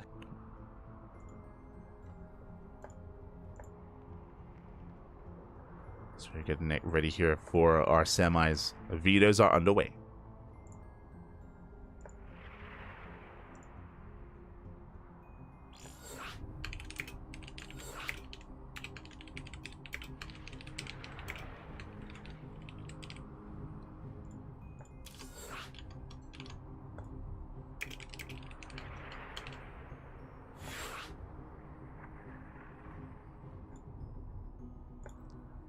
Go.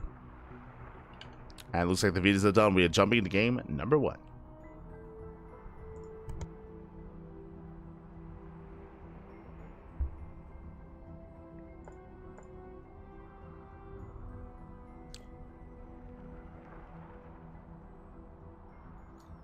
Catching us out. Good to see Percival playing still. I remember when he made his GSL one season. Yes, Percival, he did take some time off. I believe Percival conducted his military service, so he took some time off, focusing on other aspects of his life, of course, and he only recently came back. And they recently did come back.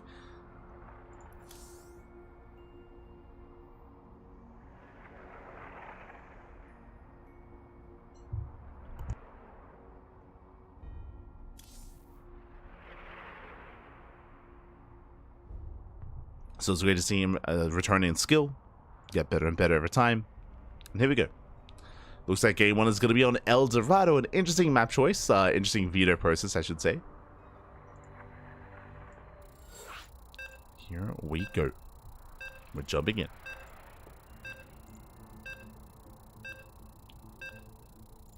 But yeah, it looks like it's going to be a bit of a shorter broadcast today. We're only 2 hours in. Only 2 hours, and there's only 2 series left. So just really fast matches, really fast rounds. Not many ace matches at all. Wait, have we had an ace match? No ace match in the quarterfinals, and there was like 1 ace match in the in the round of 16. So yeah, just really decisive just matches and series overall here.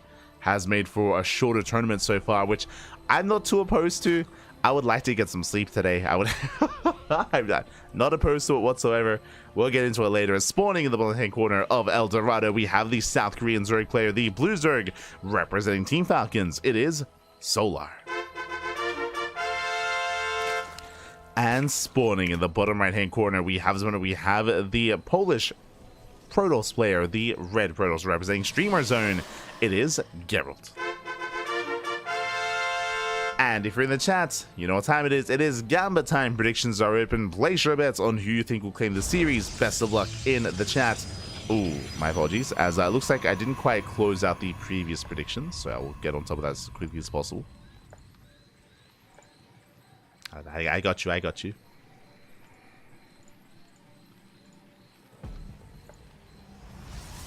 There we go. Bam. Its predictions are open. So place your bets while you can. Coming into this, I would say that Solar is the heavy favorite. That is true, but I do see a world where Gerald can fight back and force an ace match or even take the series himself. Gerald, of course, recently coming second place in the House of Galactic Battle. That is a big LAN event that did occur in Poland, of course. And Gerald, he popped off. Gerald, he took down Spirit in a PvT in an extended series. And you also went toe-to-toe with a laser as well in the grand finals. So Gerald, he had a good showing. And Gerald, he, at least at the time, this was now a couple of weeks ago, was very fond of going for this more Archon Storm heavy composition, or Storm start, I should say. We'll see if he will go for it this time as well. I'm referring to seeing a Robo opener into an Archon drop into Storm. It is a build that Mana has been very fond of as of late, and Gerald does mix it in every now and then, but we're loading into El Dorado, one of the more unorthodox maps in the map pool. Welcome one and all. This map, of course, does kind of change depending on how we expand. Solo going for the linear third base, expanding away from Gerald. Interesting choice. We often see a lot of Zerg players expand towards their opponents here towards the south to reduce the time it takes to get across the map and to be hyper aggressive. But Solar, amongst the Korean Zerg players, is the least aggressive player in South Korea. But what am I referring to? I mean, compare Solar to Shin, compare him to Dark, compare him to Rogue as well. Like, all the other Zerg players that I just mentioned are more aggressive than Solar. I think you could say that maybe Solar's maybe slightly more aggressive than Su, for example, but Su, he did officially retire, last month in December. So yeah, Solar, he's one of the more macro, one of the more passive players. Not saying he can't all in, he can, 100%. He can and he does, but less so than the others.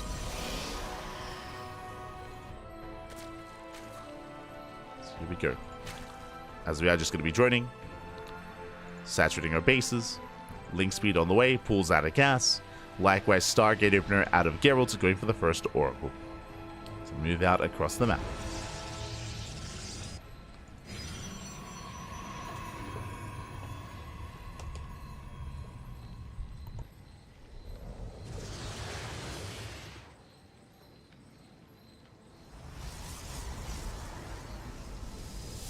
So we go, the first Oracle has arrived. We be zooming. Very fast Twilight. Oh my god, very fast Twilight Council here out of Gerald. Based on the Twilight Council timing, I would assume this is going to be for Glaive Adepts. This could be for Blink, true. This could be for early Blink. We'll keep an eye on Gerald, as I'm leaning more towards Glaives, just because of how quickly it was. It is going to be an aggressive build. Tumor is going to be going down. Gerald's being active. Third base is safe and sound, and Solo's trying to be active himself here, but again, there's only one way into the bases, and it's going to be a full wall of fear by Gerald. And Solo, he's forced to retreat. He's forced back, leading out a drone, losing one, losing two. Two drones going down. Nice damage here by Gerald. Very nice damage. And show us what you got. Is going for a delayed forge, which means Blink. Exactly, Blink is on the way. If we had skipped the forge, we would be going into Glaives, of course, or something more committed, something more aggressive.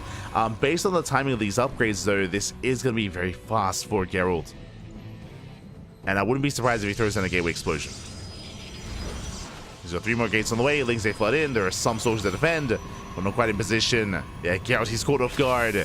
He wasn't ready for the run by. Up. 1 probe goes down. Whew. 2 probes even. 3. Good damage. Good damage by Solar, getting 3 probes. Gerald, he has to pull back. establishing his army. Solar, he has mined through these patches. And Gerald, he's getting up to how many? Up to 5 gates so far. 5 gate setup. Now, I'm expecting Gerald to skip his gases and to throw down a 2 and then a 3rd gateway as well to go into a 3 base all-in. Speaking of, there we go. Extra gates are on the way. Getting up to 6. So 6 gateways. We're waiting for the 7th and the 8th gateway as well. And then Gerald can commit. Speaking of, my eyes are on this probe. 5, 6, now 7. So he's getting 7 gates and shows the proxy. Actually, Gerald going to be expanding even. Okay. I mean, either an expansion or just in position to throw it in the gateway. There we go, going for the Nexus. Leads they try to dip in. They're going to be caught out. Now, Gerald, he doesn't take his gases, and he does get up to 7 gateways. He's being aggressive, that is true, but he's not going all in. We have a charge on the way, and there's still no proxy. Regardless, Gerald can be active. Can push. Gerald, he's still making probes, and there we go. Now he takes his gases. He's taking up. He is taking up. He's going for the gold. Knocking down those tumors.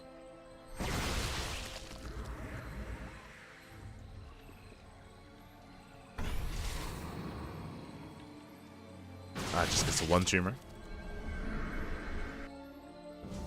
Just the 1. Solar, he does have eyes on the expansion, on the gold. The pressure is now on Solar. We've been focusing a lot here on Gerald, but Solar across the map, he's just been droning, he's been taking, getting to take the Roaches. Hydrogen on the way, Hive is on the way as well, so Solar, he's working up towards Roach Hydra as a composition into eventually, potentially, Lurker tech. With these extra gases, this does scream Lurkers, and does scream, you know, just a higher form of army. More than just Roach Hydra. And there it is, as we mentioned, Lurker dead. Solar is taking. Just trying to keep Gerald busy. We'll take a stasis to the face. Main army moving out.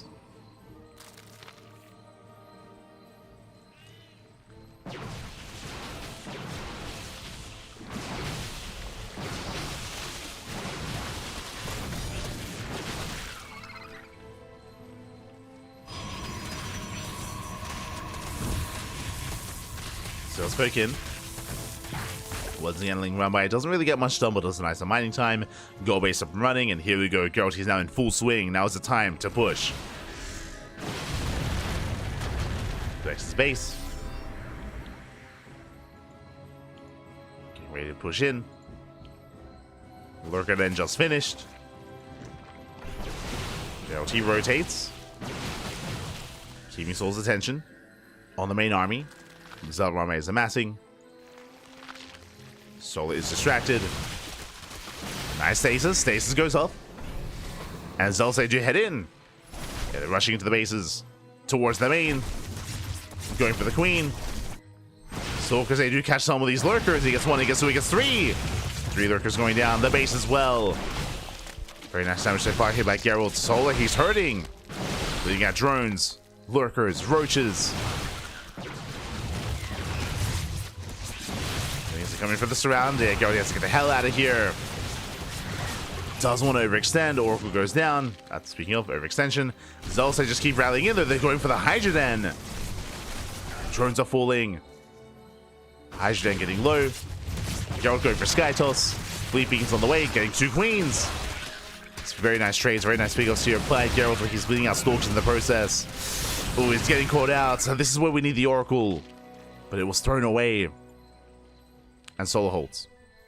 Solar defends. It was good aggression here by Gerald. It was good trades initially. Even here, getting out 2 more lurkers.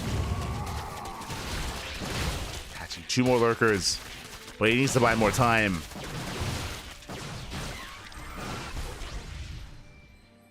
Does need more time here. As Zelsa just keep rallying in. Keep heading towards the main. Ooh, this kind of missed movement there by Gerald. As more drones are going down, catching a queen, going for the Hydroden. Sorga's catching overlords as well. But here comes the push. Solar, he's had enough defending. He's had enough with this army, and he's just moving out across the map. And where's the recall? There it is. Recall's back home. Do we have detection? Skytoss is on the way. Storm is not yet done.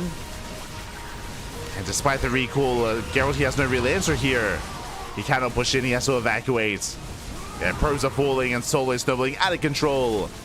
He was struggling to defend, but his main army just overwhelms, takes down the fleet beacon, the stargates. They're exposed, losing both of them, and the mineral line as well. And Solar, he has done it. He finally moves out. He breaks the bases, breaks the gold, breaks both gold bases even. And Gerald just was not ready for this. Didn't go into safety immortal production.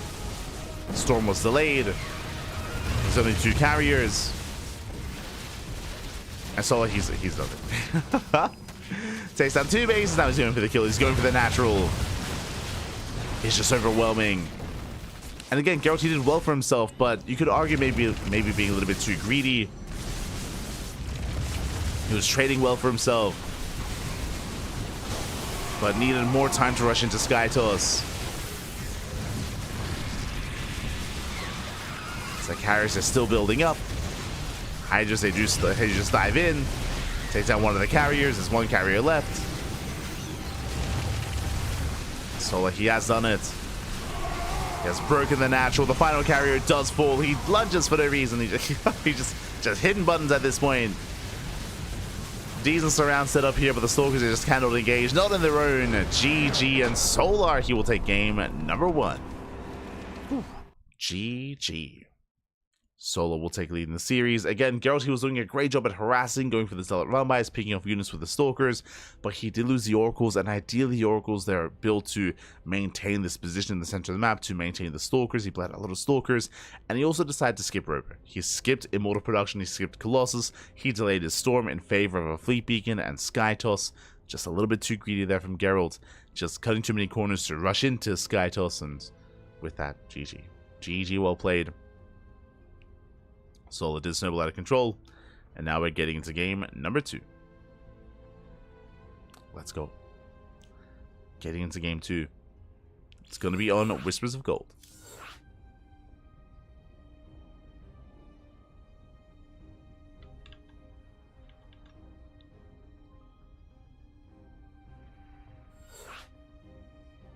Again, it's one of those things where Gerald was doing an amazing job harassing, but he never really had an answer to the Mass Lurker.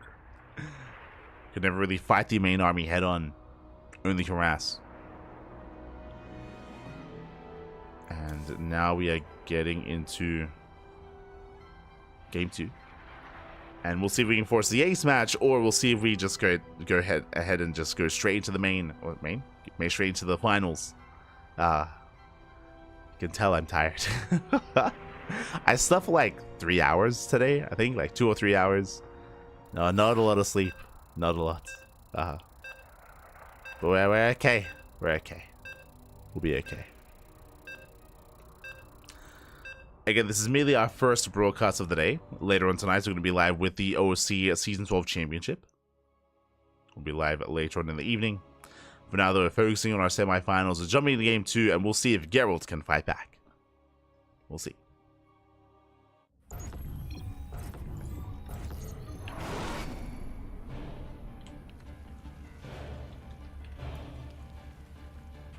As spawning in the bottom right-hand corner of Whispers of Gold, we have the South Korean Zerg player, the Blue Zerg representing Team Falcons, leading the series 1-0. It is Solar. And spawning in the bottom left, on the top left-hand corner, we have the red Protoss player from the land of Poland, representing Streamer Zone. It is Gerald.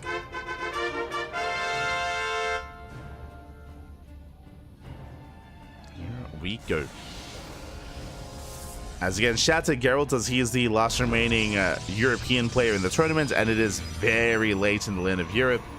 If you're out there, if you're watching from Europa, get some sleep. Get some sleep, baby. Aye. It's like, what, 4 a.m., depending on where you are in Europe? Like, between, like, 4 and 6 a.m. in the morning. So, very, very late. It is not easy competing in this tournament.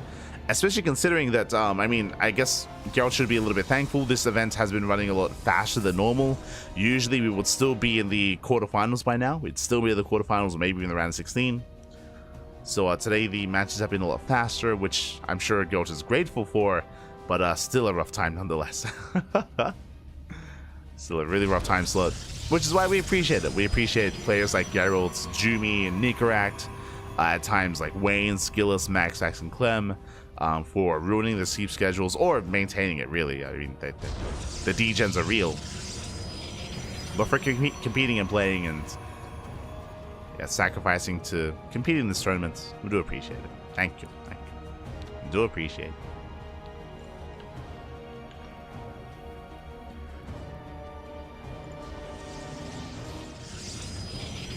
As we are settling in. Yes, get some veg. Get some veg.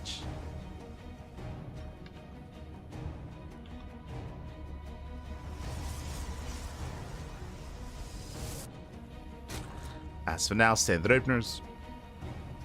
Again, as you mentioned, even though Solar eventually snowballed out of control with his Lurker tech, it took a while for that really to get underway. Solar, he was just playing safe in the lead up to that. He was just slowly droning, getting his third, getting his fourth base, getting safety roaches, making his way into eventually Hydra tech and Lurker tech. Just building up in a standard fashion is what we expect out of Solar. Now, what I should emphasize as we lead into Whispers of Gold is that this map is a much smaller map, known for aggression. If Solar were to be more assertive here, I mean, this would be the map for it. After taking a lead in the series, I mean, I wouldn't blame him. Wouldn't blame him, wouldn't be opposed to it either. We'll see. We'll see if he does send it. For now, droning. Making a handful of lings is a Stargate opener into Oracle here from Gerald. Standard opener.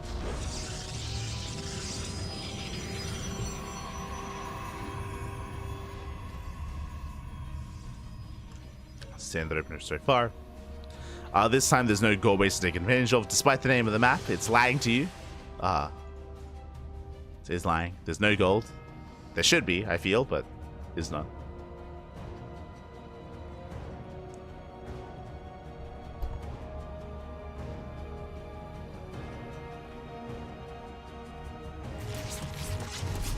As the Oracle does get across the map, gets one, gets two drone kills. Two drones for a lot of hull damage. Has to pull away. Likewise, Lings, they rock up across the map. They're making their way towards a third.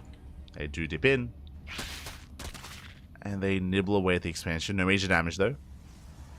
Let's pull away. There's a Twilight Council for Geralt. I don't see a Forge, not yet.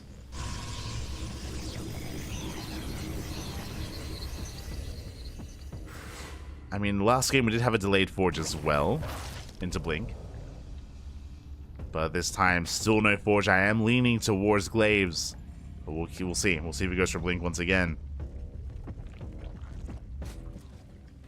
Oh, there it is. Forge. Forge is going to be delayed, so earlier Blink. Earlier Blink out of Geralt. This is a bit of a safer response. This will mean that if Solar did go for an all-in, then Blink should finish up in time to defend the third. As the second Oracle does dive in, getting one more drone. Getting two even. Two drones going down. Late upgrade from Geralt. He has the money for it. It didn't quite go for it though. So a rough start. And Geralt's just focusing on Oracle harass. There it is. Now we get the upgrades. They're late. And we spoke about it earlier, but it is very late in Poland, so the fatigue setting in, I'm sure, for Geralt.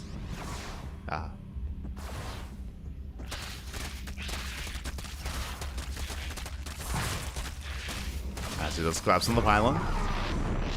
Pylon goes down. I'd say Shade International. Not bad. Drones are going to be going down. He gets one, he gets two, he gets three. Shades into the main. Getting behind the mineral line. Ooh, getting up to 7 drone kills. And oh my god, 7 drones. Okay, pretty good. Pretty good damage here by Geralt. And back at home, just defending. Just holding on, throwing down gateways. Taking up even faster towards the Temple Archives, into Archons, into Storm. So very fast Storm tech here by Geralt. Does mean he's going to be stuck at home. But we'll see if we can get away with it.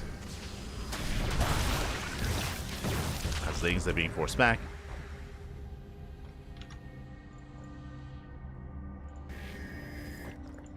They're going to be forced back home. Storm already on the way. As Blink is not even done. So again, just a much faster tech here from Gerald. Because that he's skipping warp-ins. He's skipping warp-ins. The army is insanely small. 4 stalkers and 1 adept. So he's just stuck at home throwing down stasis traps. And Solo will take this opportunity to drone up himself. Getting a 4th base, taking gases. And working towards lurkers. Once again, very similar to the previous game. Where Solo, he isn't really being too aggressive. He does have a defensive setup here. He does have bases and economy and just working towards lurkers. This time though without any roaches. So Solo is being a little bit more efficient this time. No roaches. Things being forced back.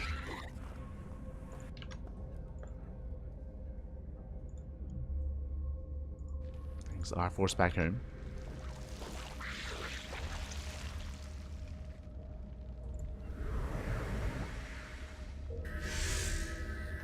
Gerald's going for his own push.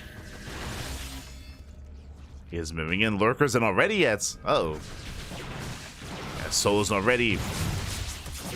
Oh, pushing forward.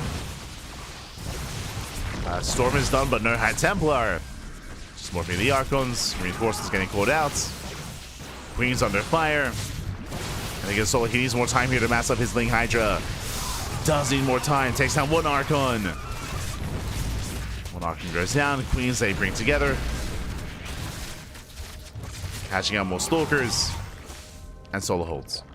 Whew. Solo, he does hold on. Will hold, will survive.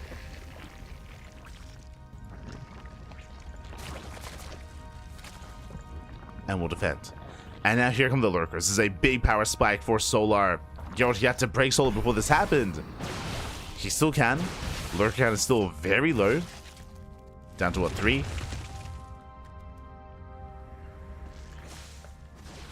Down to 3 lurkers.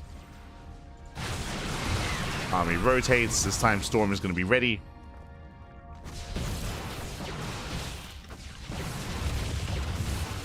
Rotating over.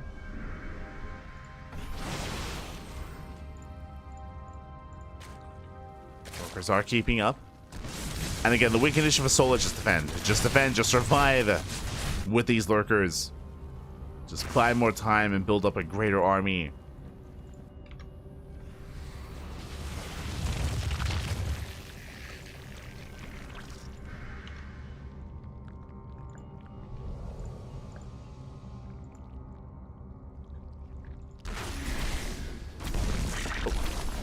Delaying a base. Gerald rotating. I'm afraid to look here, but we're up to how many lurkers? Soon to be 15. Oh, sorry, 10. 10 lurkers. Whew. 5 more Hydras on the way. But last Gerald, he cannot gain any grounds. Lings to go for a counterattack. Finds some High Templar, forcing some defensive storms. And shield is a little bit too good. Immortals have been amassing. I mean, this is not a bad army for Gerald. He's building up. He's getting Archons, Immortals, High Templar, Storm. He's getting there. And now we get Skytoss. But again, this is a very different game state to game 1. Remember game 1, we were, in a way, criticizing Geralt a little bit here for skipping Immortals and skipping Archons and delaying Storm. This time, he does focus on his ground army first, and now we're switching into ground tilt. So a much safer transition here by Geralt. Much safer. And there's a high chance he can get away with it. Oh, catching out lurkers. 3 lurkers going down. Solo out of position, racing back over.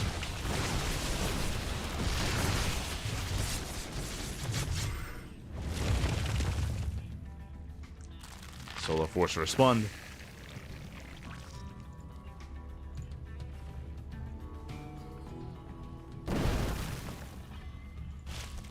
Likewise, tries to dive in with those lings. Doesn't quite get the High Templar. Was we going for a massive junior into the main?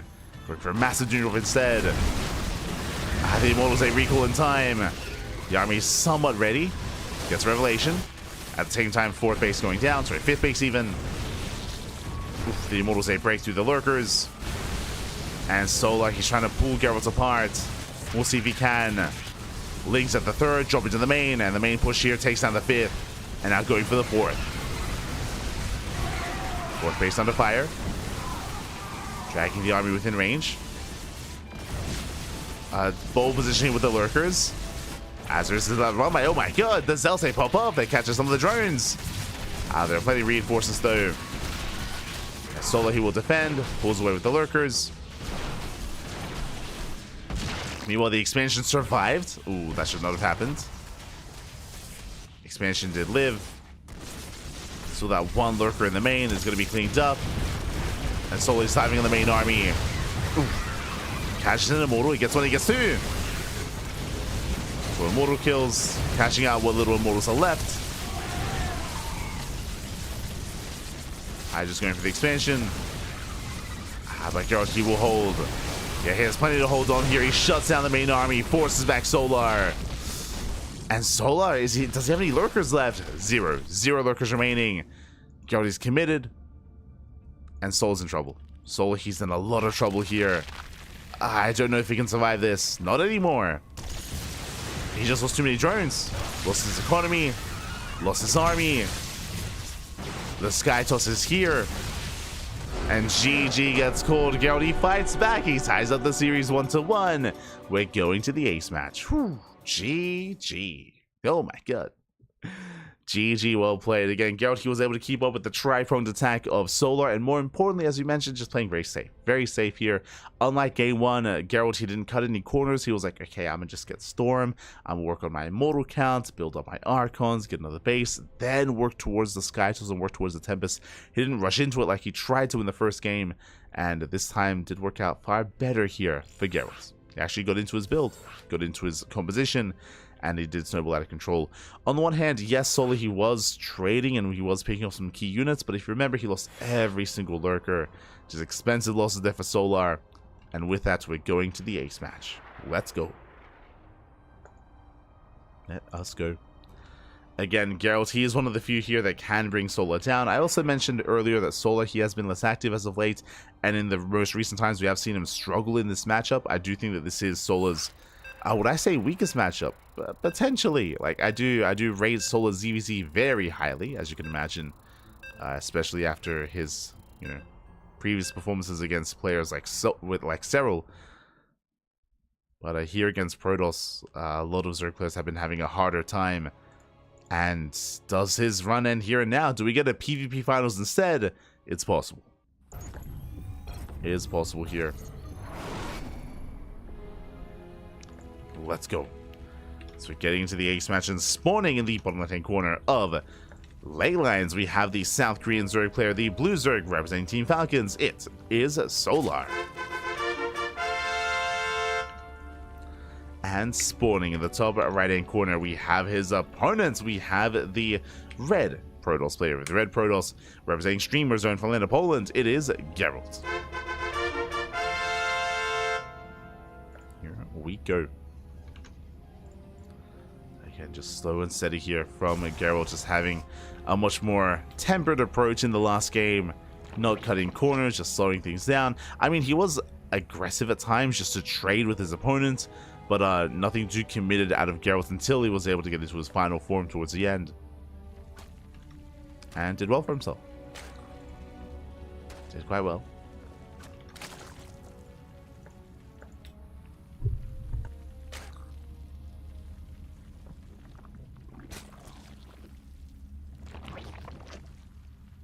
And Gerald is just being as annoying as possible, dipping into the main.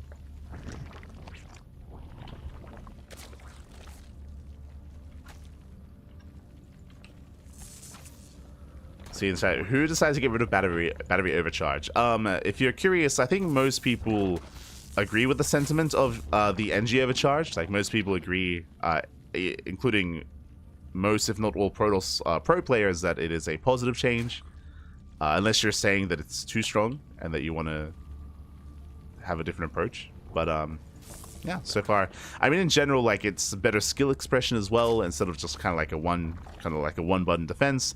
You're able to use it aggressively, you're able to use it defensively as well, with NG overcharge on shield batteries, on oracles, on High Templar for faster storms. Can be used in a plethora of ways. But here we go. Getting into the ace match.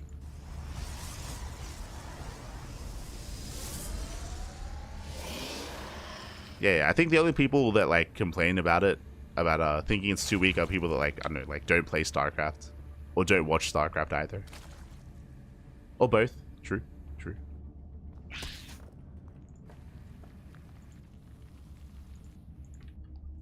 But now they're settling in, getting into our hatch gas pool. Third base on the way, droning up, and so far standard opener here by Solar.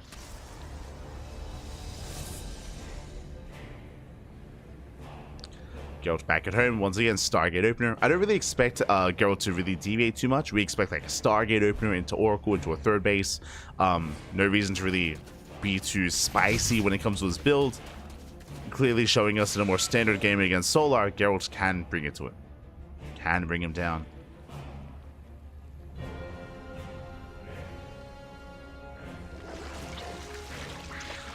So Max is using it on Oracles to find and destroy creep tumors. Yeah, I mean, that's a common thing to use it on with Oracles.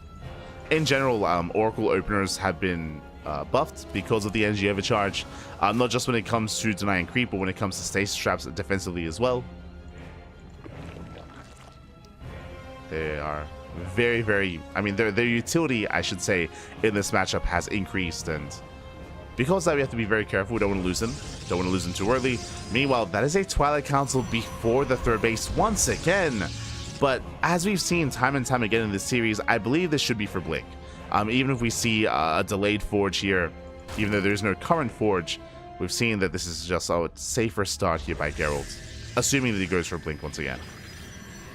We'll keep an eye on him. Keep an eye on Gerald.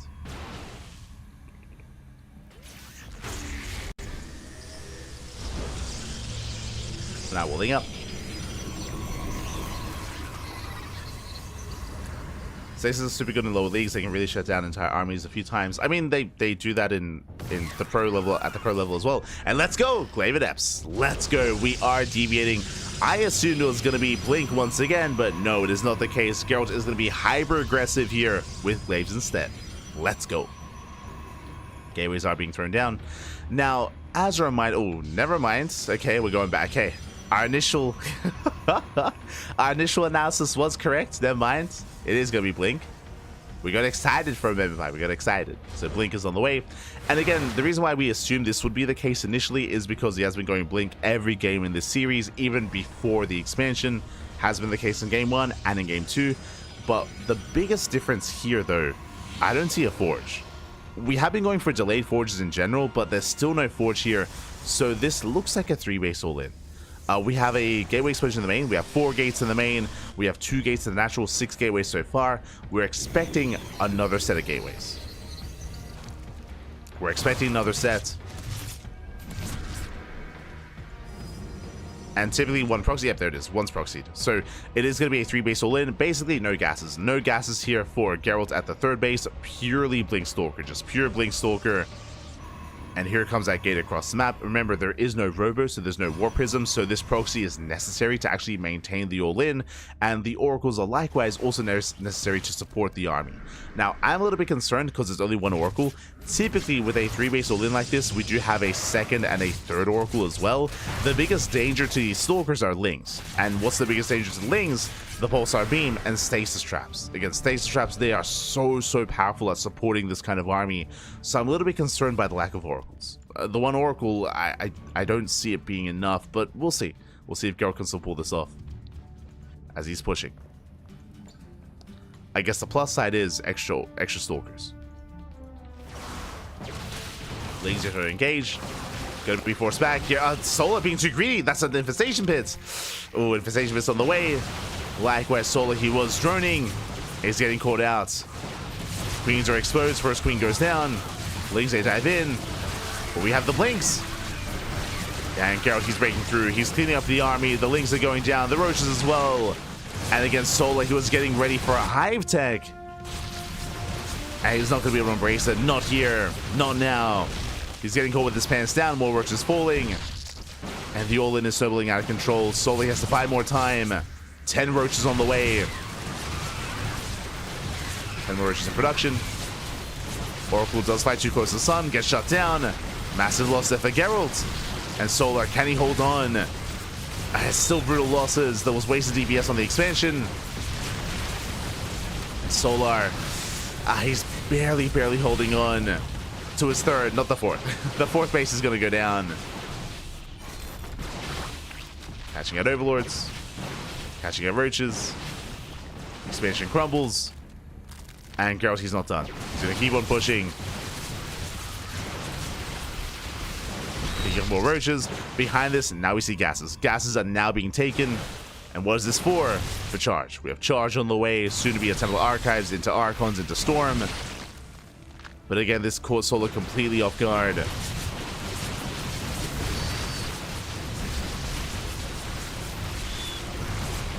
Zelsa trickle in. Just buffering for the Stalkers. Better CranKy for Gerald. And he has done it. He has broken through. We will get that PvP finals. Boys are being pulled. They're doing what they can. They're doing what they can. But it's not going to be enough. And Solar did well for himself making it to the semifinals, but he will not make it further than this. As his tournament life is on the line, GG gets called, and Gerald, he will take the series at 2-1, advancing on to the grand finals. GG. GG, well played. He will claim the series here. We'll take it 2-1. Big win here for Gerald. And again, as we mentioned coming into this, Solar, he has been struggling a lot in ZVP. In the most recent patch, he has been struggling, has been dropping a lot of series, a lot of matches, and likewise, that continues here as well. Congratulations. Congratulations here to Gerald, as he does cause an upset. But again, he has also been getting better results. We saw Gerald take it back, or go back and forth against a laser. We saw Gerald take down Spirit as well. Gerald has been looking very impressive as of late. GG. GG, well played. Gerald will advance on, and we have our finals ready for us. It's going to be a best of 5 PvP between Gerald and herO. Let's go. Let us go. The finals are upon us.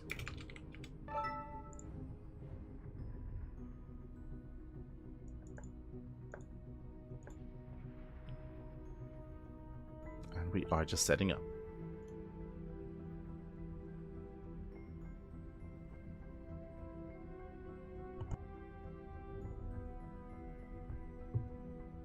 Here we go.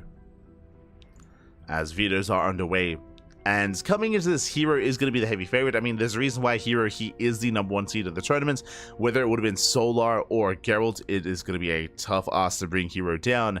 But we'll see. I mean, Gerald, he's already done so well for himself taking down Solar. Can he take down herO as well? I want to believe we can make a series out of this. I do want to believe. For now, we are going to be going on a very short break. And when we come back, we will have the grand finals ready for you. We'll be back soon in a couple of minutes. See you soon. See you soon.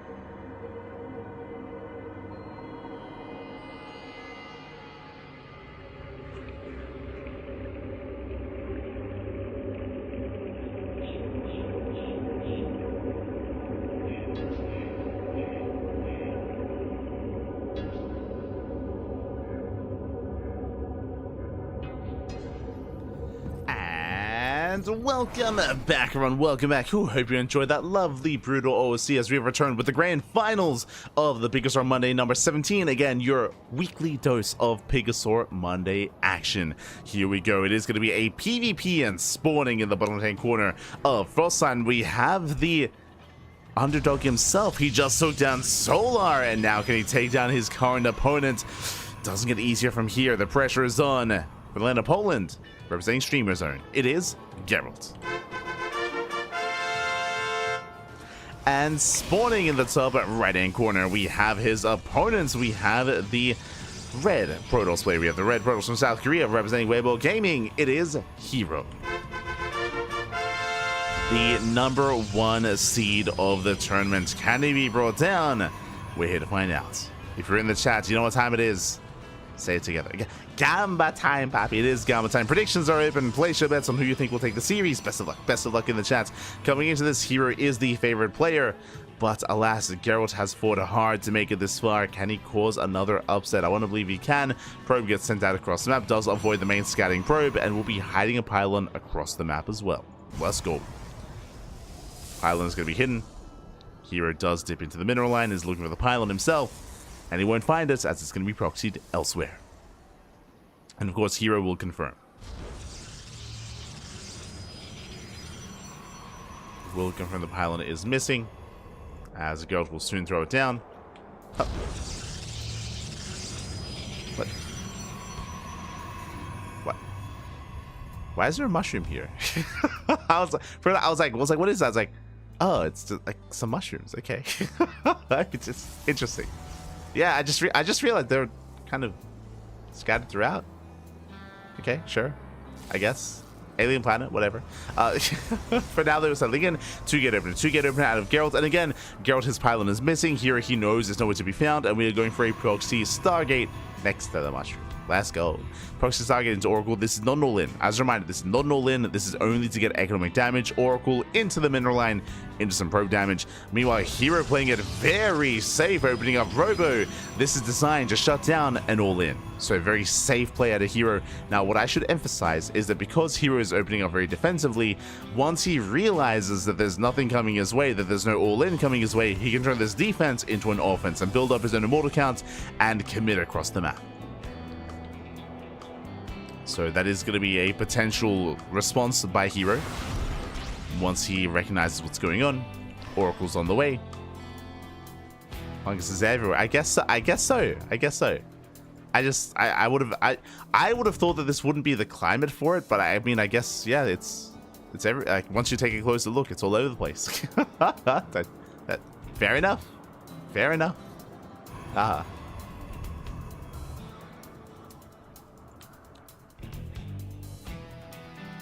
There's giant blue mushrooms even.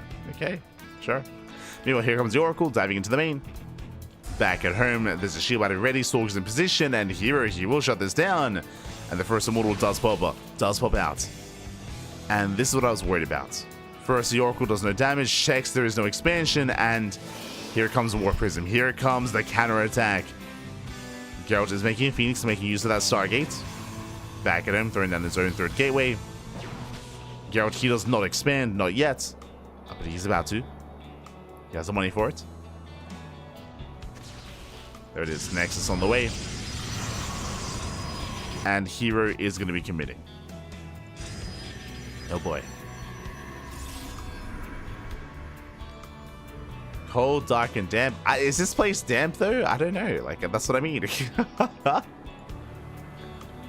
Like, you don't often see mushrooms in the snow. Like this is freezing. This is not just damp, you know. But they could just be special alien mushrooms. It's fine. It's fine. Meanwhile, I would have assumed that herO was going to be committing with his Warp Prism, and he does have the Prism, but what do we see? We see an expansion. So herO, he expands, takes natural, we have a Twilight Council on the way. This tells us that herO is taking even further towards either Blink, Charge, or Glaives. Personally, I'm leaning towards Glaive Adepts. Immortals and Glaives, they do pair very well into a 2-base all-in, but we'll see what herO does embrace. He could just go for Blink into a standard game, into a macro game instead. Hallucination does confirm the Twilight Council. And speaking of standard game, Blink is on the way. So herO, he's gearing up towards, towards just a standard game state. His expansion is going to be later than his opponent, so he will have a slightly worse economy. That is true. herO is aware. Well, speaking of worse economies, he's leaving out some probes. Yeah, 1, 2 probes going down. 3 probes even. Nice damage here by Gerald. He will escape with all his phoenixes. And we'll keep an eye on herO. Unfortunately, he just wasn't really able to make use of most of this army. The Prism and the Immortal is going to be delayed. Adepts, they keep him pinned back home. As Gerald does commit. Shades into the main. It's going to be a one-way trip. Gets 1, gets 2 probes. Once again, Gerald's maintaining that economic advantage. And here he has to make a choice. Do we throw down extra gateways? For now, only 2 gates set up. Do we throw down a 3rd and 4th? Or do we expand? We have the answer. He's expanding. Okay. So herO taking a more macro approach here. Just expanding, taking into the base. Gerald, he will confirm the expansion as well. He's aware. And he should respond with his own. Ooh, never mind. Hello there. See, I was focusing on herO. I was expecting an all-in at a herO. Really, my eyes should have been on Gerald, because what do we see? We see a move out. We have how many gates at home? We have 6 gates back at home and a proxy 7th gateway. It's a 2-base all-in. It's a 2-base all-in out of Gerald, not out of herO. Charge is about to finish. And here comes Gerald. He's going to knock down not just a 3rd. His goal here is to break into the natural. Now we have Glaive, so now he's being aggressive, but alas, it's going to be quite late. It's not going to come into play. Gerald just waiting for an extra warp in. Waiting for an extra wave of units. If you recall, I expected it to be an Immortal Glaive all-in on 2 bases, but instead it's going to be on 3. Gerald, he does force a cancel. And herO, can he survive this? He has force fields, true. He has a couple of shield batteries. Army dives in, lifts up the Immortal. Oh my god, lifts up everything. And Gerald, he's stumbling out of control. He breaks through the defensive line. Takes down the sentries, the Immortal. There's almost nothing left. And Gerald, he's done it. He's broken the back of herO. I mean, hey, he took down Solar earlier, and he's going to take a lead here against the #1 seed, Pappy. Oh my god. Stalker's wasted their DPS on the pylon. They need to push forward. There's just some wasted DPS here, but regardless, he should still break through. Reinforcements have arrived.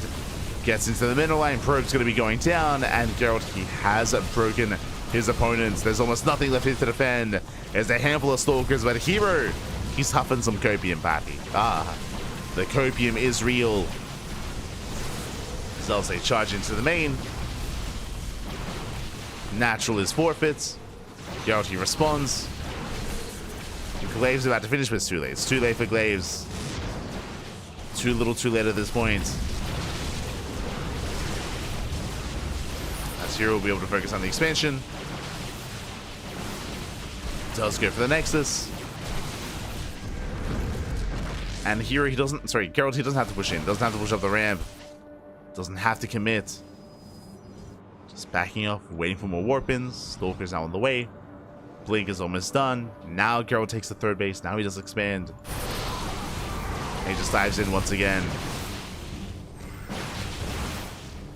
And again, herO just had no idea that there was an all-in coming his way. GG gets called, and Gerald, he will take a lead. Will take game #1. Whew. GG. Will take a lead in the series. Again, Gerald committing to a 2-base all-in with 7 gateways. Our attention was on herO because I expected him to be the aggressor, but that was not the case. herO, he went for a more standard setup, a standard opener. He did miss the proxy. He also did not scout the natural, did not see the lack of gases, lack of 3rd base. herO was caught completely off guard. GG. GG, well played. Gerald takes the lead, and we'll see if he can extend that lead or if herO will bounce back, because we're loading into game #2. We're going to be loading into Whispers of Gold. Let's go. Let us go.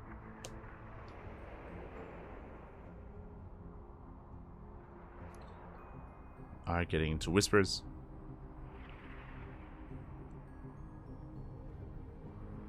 And we'll see. We'll see here if Gerald can keep this going. If herO can bounce back.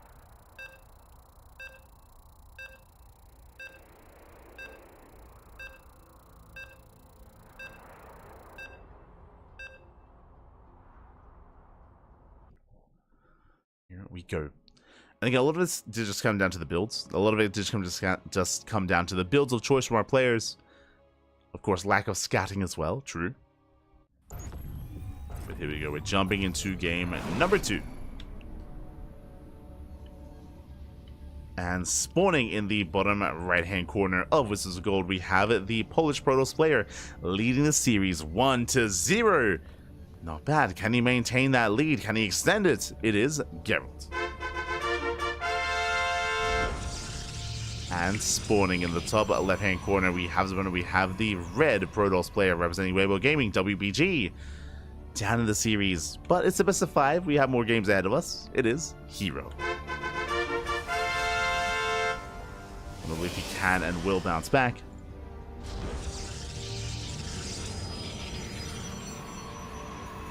Here we go. As for now, we are settling in.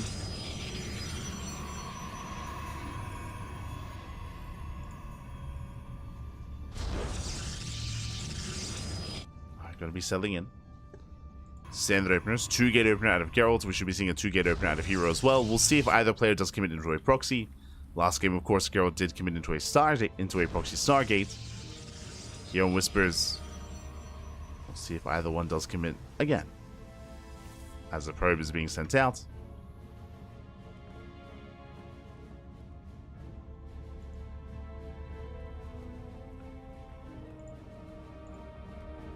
We go.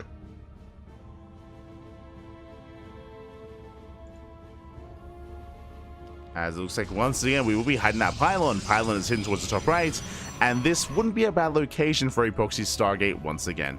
I'm not too fond of the idea of going for that same opener 2 games in a row though, so we'll see if he does commit to a Stargate or if he goes for something a little bit different instead. What do you have for us? Show us what you got. As we are waiting for the Cybercore, Cybercore still a couple seconds away. herO, oh my god, going into a very fast expansion. The Greed. herO just going gate into Nexus before the Cybercore, before the first unit. Oh, sorry, it's gate Cyber expand, I should emphasize. But still very greedy here by herO. And it is going to be proxy Stargate. Okay, Stargate here out of Gerald. He will be able to get some economic damage. And unfortunately, Gerald, he doesn't know what's going on. Otherwise, a proxy Robo would have been ideal to punish the Greed. Gerald tipping in. Will get eyes on the expansion. He will see that it's almost done already. But a Stargate is not really designed to punish the base. Can punish the economy, sure. Which will help. Adepts are shading across the map. Again, the pressure is on Gerald. Probe gets found. And the probe will fall.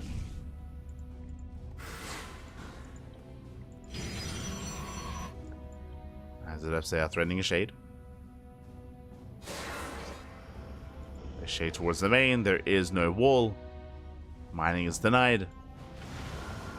And there's a safety shield battery. Safety shield battery is in production. Gerald, he will confirm. And I'm hoping he waits for a second Oracle. For now, just one. Just one Oracle moving out. And Gerald now expanding. At least is denying mining time.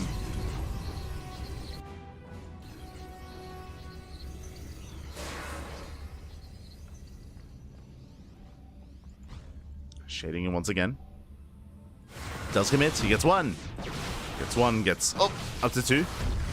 And not quite three. Yeah, a bit of mission control there by Gerald. He did miss a volley. Just getting 2 probes. Oracle has potential here at the natural, but Last doesn't quite dive in.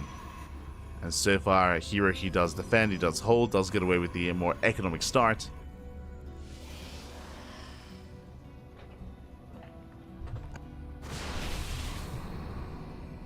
Gerald gets a revelation. Oh my god, that I was not expecting. Opening up, following this up with a Twilight Council to blink into a Dark Shrine. Now, thankfully for herO, he has a Robo. So he has a Robo, it's almost done already. Gerald, I believe he has not scouted. Yeah, he's not scouted the tech. Gerald taking a chance, but herO should be fine. Assuming he gets the Observer. And assuming it's a back at home. It is observers on the way. Worst case scenario, he should have a recall to race back.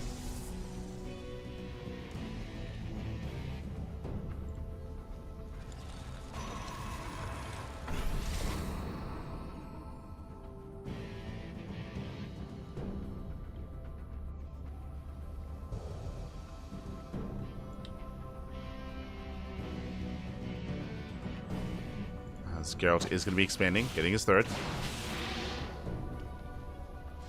Setting up for his third base. herO building up towards +1. More immortals. Has the observer. No Dark Templar yet. Oh, actually, I believe he did cancel. Yeah, it did cancel Dark Shrine. And Gerald, he did see the robo. Yeah, he saw the robo. He believed he couldn't get enough damage with those DTs. So getting a third instead. Setting up more stasis traps.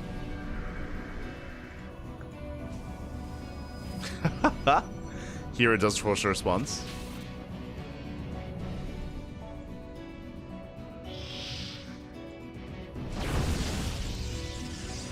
Shadows of the Who's Named Void Ray.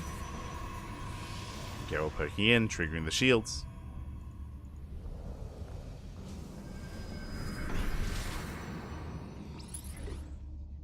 Let's tag the observer. And he's just containing. The goal here is not to push in. Like, he's just containing his opponent, getting his own third up and running, and Gerald will take an economic lead. That's all Gerald wants to do. Just contain. Meanwhile, here he's taking up into Archons. Templar Archives on the way. Throwing down extra gateways. He's up to, what, 5, 6, 7 gates so far. This is looking like a 2-base all-in. Yeah, he's committing. He's committing to a 2-base all-in. We saw Gerald have success with this in the previous game. This is a little bit of a different setup. But same outcome. Mass charge, Immortal and Archon. As here is building up for a massive breakout. Gerald trying to keep up.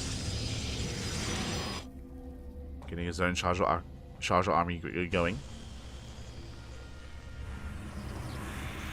Now, the concern that I have here is that, if you notice, Gerald, he has no gases. He has no gases at the third, no gases at the natural. He has a very heavy Zealot composition, and against Archon, Zealots, they struggle. They do struggle a lot here against an Archon-heavy composition. Assuming that herO does make more Archon, so far only one. Just the one Archon. He needs more than that, as the Zealots are massing.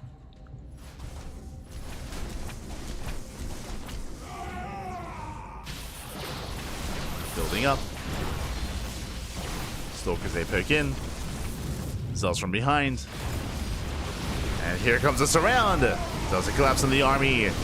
Just the one Archon here to work with. We need more Archons. Yeah, Immortals are getting caught out. Getting one. Getting almost two. And they're going to be targeted down as well. No more Immortals. Alas, here he will hold. Whew. Does hold on, does save the Archon, gets the second Archon as well. As the Archon count gets higher, Geralt's army is just being outscaled. It's just being outscaled at this point. He could be up 20, 30, 40 army supply with Zealot and it would not matter. Not against Archons. As here's army is more technical.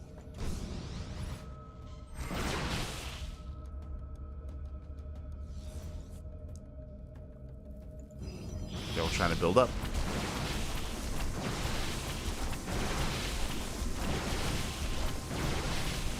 Okay, now there's rocks.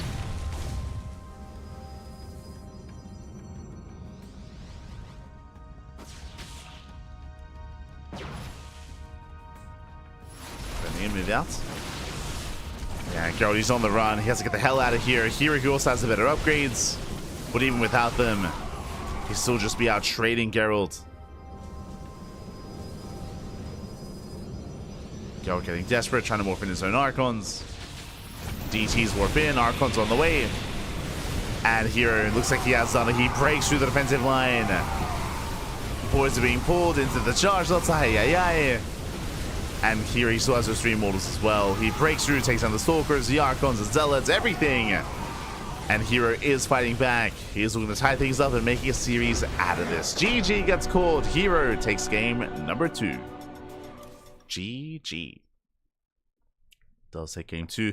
Again, unfortunately, Gerald, despite containing his opponent, despite building up his economy, we saw that Gerald, he was just, very kind of low on tech. He was just very low on tech. He's just staying on 2 gases only. He was intentionally staying on a just mass zealot composition.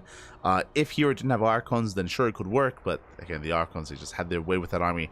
Also, really nice force fields, really nice positional play. GG. GG, well played. Let's go.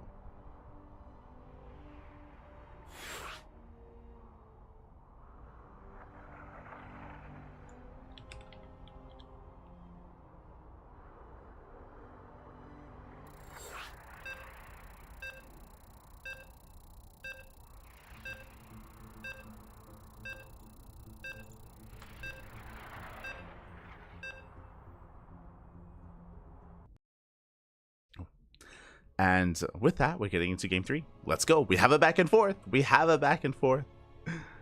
That's all we wanted. Thankfully, it's not going to be one-sided in either direction. And now we're getting into game number 3. And spawning in the top right-hand corner of ley lines, we have the blue Protoss player, the blue Protoss from land of Poland, representing Streamer Zone. It is Gerald. And spawning in the bottom left-hand corner, we have his opponent. We have the red Protoss player representing Weibo Gaming, WBG. It is herO.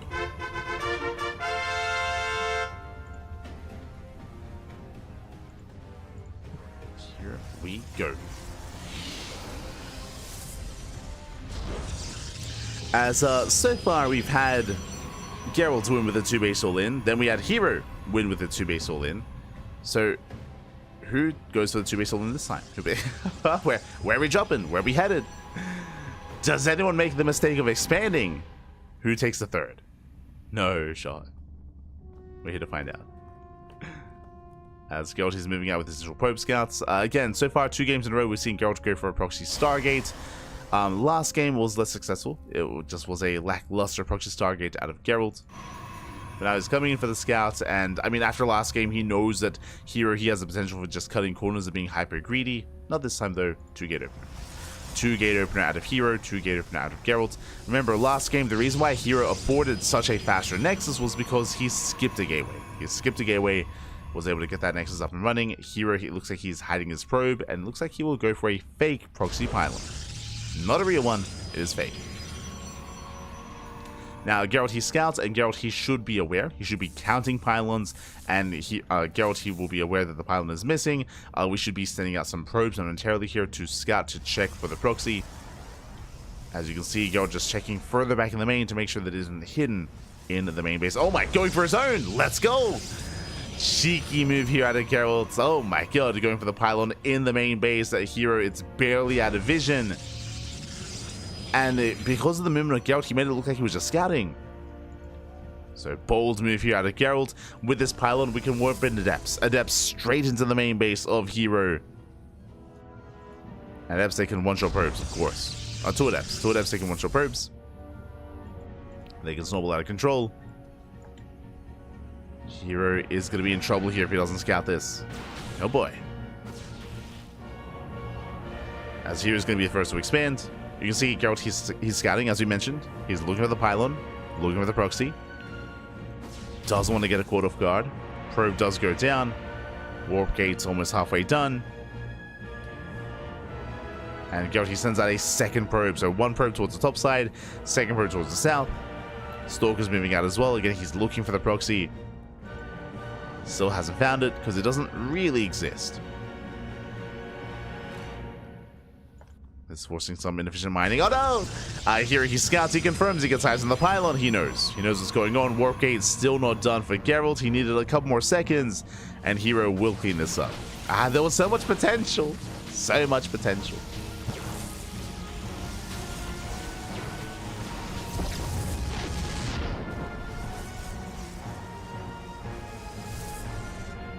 As the pylon goes down. Not like this. Ooh, and Gerald's opening up Twilight Council, I assume for Blink. I mean, may still go into Blink, but no, it is going to be initially a proxy Dark Shrine. Now, once again, it is unfortunate for Gerald because, one, herO actually gets caught out, but herO is opening up Robo. It's going to be a faster Robo here. So Twilight counts into Robo, which means here he will have detection. His pylon is scouted. And Gerald, he will shut this down. Picking off one Adept and the second Adept as well.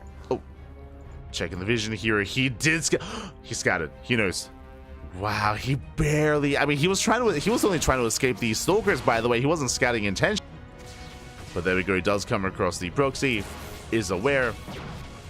Likewise, collapsing on these Stalkers. Oh, nice force field. Very nice force field. Forces a recall. Gets one. Just the one. And he does force a cancel. So nice scouting here by herO. Again, it was by chance.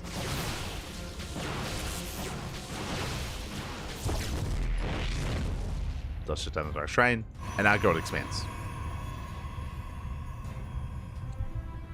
Gerald, he's forced to expand. herO opening up with a War Prism. He's getting up to 3 gates. So 3 gates set up here out of herO. I believe he should have the gateway advantage. Yes, he does have the great gateway advantage here over Gerald. So here he has the larger army. He can push. He can reinforce. And it's going to be a tough hold for Gerald. We'll see if he can save the third or if herO can knock it down. As here comes herO. Gerald, he doesn't spot the move outs. He doesn't see the army. Not until now. Trying to keep up. Pylon under fire. Nice spin control so far. Use the force field. Ooh, one Stalker goes down. But now here he has his own force fields. He's ready. Both players have Blink. Catches a sentry. Takes down a sentry, catching a Stalker. Gets one. Depowers the shield battery. And despite the NG overcharge, shield battery does nothing. And with that herO, he's evolving. He is just out trading his opponent. So far, so good. Catching out more Stalkers. And he goes to the dive. He goes for the aggressive Blink. He knows he has momentum. He takes down 1, 2, 3, 4. Oh my god, the Stalkers, they just crumble. They go down one after the other, and here he's done it. He has done it. He has broken the back of Gerald. Again, Gerald just forced to transition. He tried to go for the Dark Shrine, tried to be cheeky, was punished. And Gerald just cannot keep up. Again, he was just down in the gateway count the entire time, so he just could not keep up with the production of herO. And he never made use of those shield batteries. If you remember, it just was too little too late. herO locking down the army will bleed out the prism. Still better trades for herO. Pushing in, shield battery does help.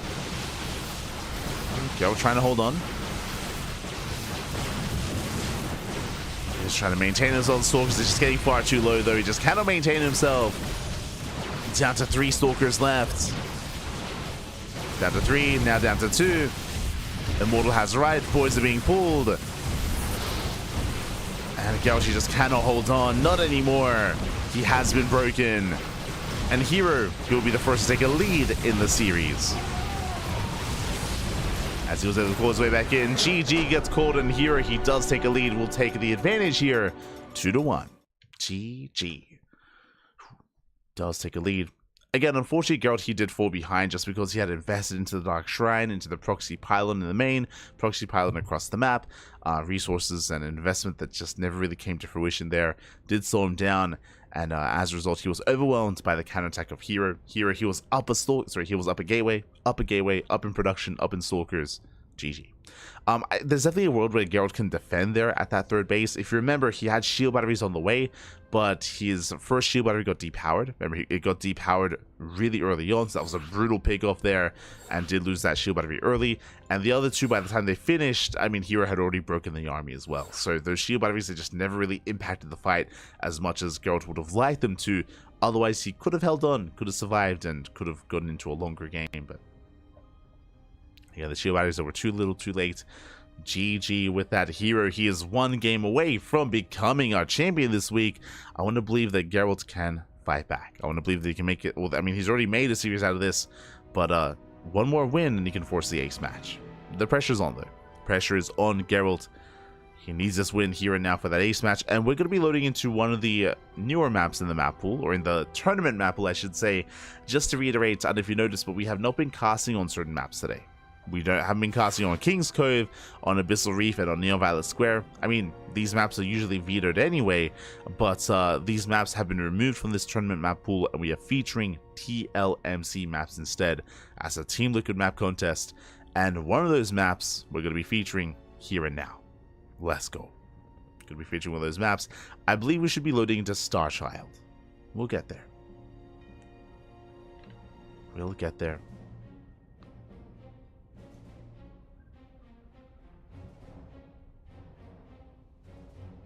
We go.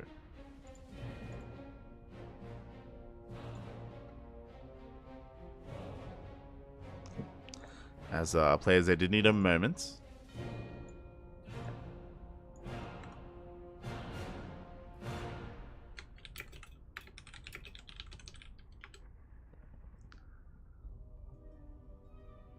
They didn't need a moment to set up, but here we go. We are going to be loading in, and yes, Starchild is going to be coming up next. I believe the 3 maps added are Starchild, Talisman, and herO. Those are the 3 maps. herO being a much more aggressive map, and Starchild, I believe, is the macro. Yes, is the macro map. Okay, we're good to go. Going to be loading into one of the larger maps in the map pool. I'm ready for it.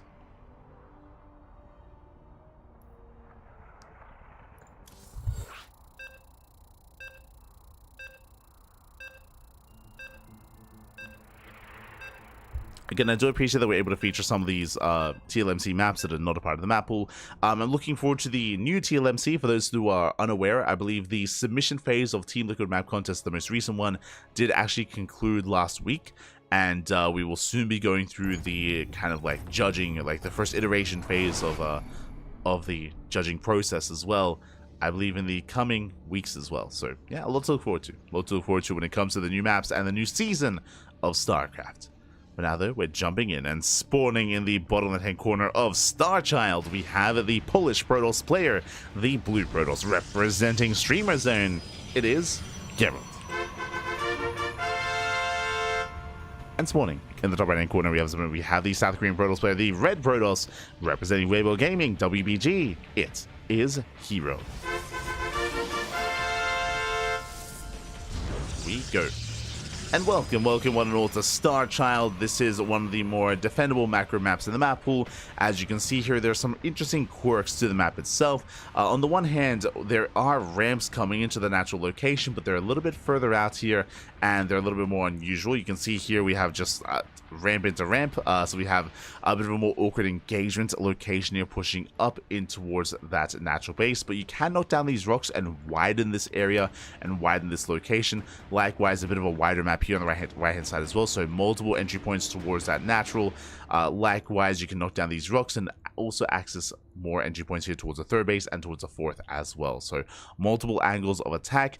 Initially, these rocks will actually slow things down, but as the game progresses, as the rocks get knocked down, as these paths open up, then there are just multiple avenues, and it can be more difficult to turtle and to defend. So the goal, at least in a standard game, would be to allow you to get up to a 4-base economy relatively securely, but then getting a 5th base and defending and turtling in a later game is going to be more difficult. At least that's the idea here on Starchild. But we're loading into a PvP, and this is not known for standard macro play. This is known for aggression, known for all-ins. Again, we have not seen a standard back-and-forth macro game between these two players at all this series. We haven't seen like 3-base versus 3-base. It has not happened whatsoever.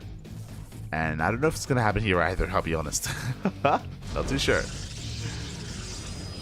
As it's going to be a 2-gate opener, double Stalker out of herO, Stalker Sentry out of Gerald. We go.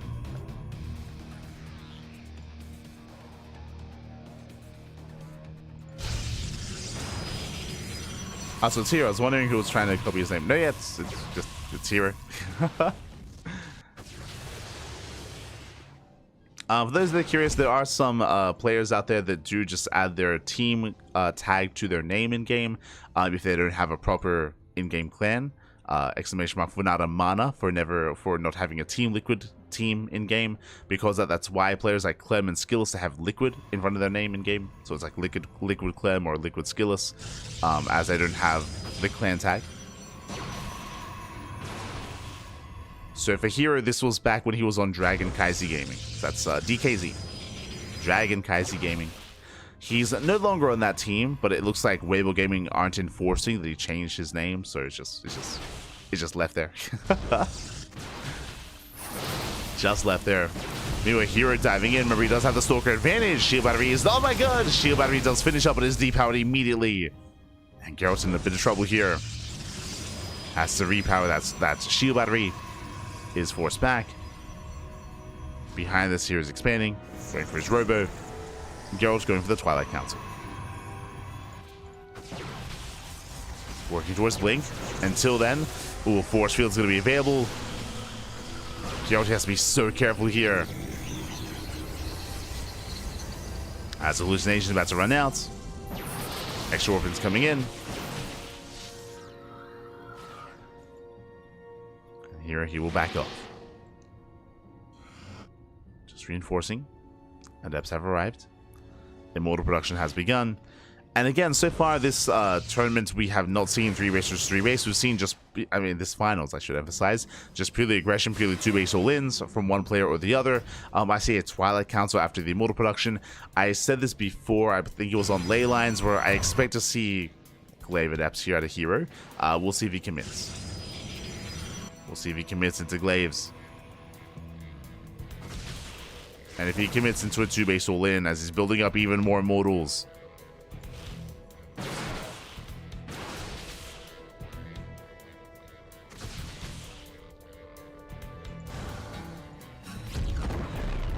Twilight Council's done. Show us what you got. Show us what you got. The main army's gonna be... Oh, wait, you got the Force Field. Oh my god! These Stalkers, they get called out, losing 1, losing 2, losing all 3. 3 Stalkers go down. Massive catch here for herO. And we assumed it was going to be Glaives. There it is. Glaive Adepts are on the way. This is a 2 base all-in. herO, he's going to be committing one way or another. The game is going to end. The way this works here is that Glaives, they do well against they do well against Zealots. They, of course, do well when it comes to trying to pull the opponents apart between bases. And they do a great job of just buffering for the Immortals, as Stalkers do not do bonus damage to Adepts. So they just do a great job tanking shots, allowing the Immortals to wreak havoc. 3 more gates on the way. Again, just a purely 2 base all-in. Gerald is expanding, and it's on Gerald to scout what's going on. He has yet to confirm. Gerald, he needs that hallucination. Needs a hallucination. Speaking of, does get in. Hallucination dives in and gets eyes on extra gateways. There we go. Big scout here for Gerald. He sees 2 more gates in the main, and he sees another gateway here at the natural. Damn, he knows. He has seen enough. We need shield batteries. We need more shield batteries and even more shield batteries. Gerald, nice counterattack though. He avoids the main army, doesn't force a recall. Dives into the mineral line, probes are going down. And here he commits. Yeah, he just commits. We're going for the base trade. Here losing probes, but he doesn't care. He wants to go for the kill. There's recall from Gerald. Gerald does recall back home. Nice force fields, looking down some of the Adepts. At least trying to. Does force a blink. Gerald trading well. I have a bleeding out Stalkers, losing 1, losing 2 Stalkers. The Adepts shade into the main. Probes are going down. Black Rights boys are being pulled. The Prism. Prism goes down. No more reinforcements. No more reinforcements here from herO, but Adepts, they're back. They come back here with a vengeance. They shade back from the main. 36 probe kills, crippling damage. herO, he will lose 1 Immortal, but only 1. And herO, he's done it. He has done it. He has broken the back of Gerald. Just caught the Stalkers. And Gerald was trying to force a recall, but herO, he was having none of it. And he's not done killing probes, by the way. The final Immortal is finally going to go down. But that's going to be 42 probe kills. There's no economy left. And Gerald down to 4 workers. And back at home, herO has the greater economy. Despite being all in, despite being on 2 bases, and GG gets called. Well played, and herO will claim the series 3-1, becoming this week's PiGosaur Monday number 17 champion. GG. GG, well played. herO, he will claim the series, will advance on. Shout out to Gerald though, because again, Gerald, he was able to cause an upset earlier. He was able to bring down Solar, flexing his PVZ, and even took game 1 against herO as well. Unfortunately, I don't think Gerald was really well acclimated to herO. If you noticed, whenever Gerald took a third base, whenever he tried to expand, he just all-in. Like, we saw a lot of 2-base all-ins this series. I mean, between both players really, but mainly from herO as well. Just hyper aggression, and Geralt at times would try to be a little bit more greedy, be a little bit more economic, and would just be caught off guard time and time again. Just caught with his pants down, caught investing into his economy, not into his army. Exactly what herO wanted. Exactly what he wanted. With that, GG. Congratulations to herO, and again, a shout out to, I mean, all the competitors really, not just herO, not just Geralt, but Solo made it to the semifinals. We had Jumi making it to the semifinals as well. Shout out to all the Europeans that played and competed and stayed up to watch as well. I know it's a very rough time. It's a very rough time zone to be watching from the land of Europe. Not ideal whatsoever. It's like, what, 6 a.m. in the morning, depending on where you are, like 4, 5, 6, 7 a.m. So crazy time to be watching StarCraft. So get some sleep. If you're out there, get some sleep, get some rest. Take care of yourselves, Pappy, take care of yourselves. And even though Geralt went down, I'm sure he is happy to just pass the hell out in his bed and to get some sleep. I'm sure he's content.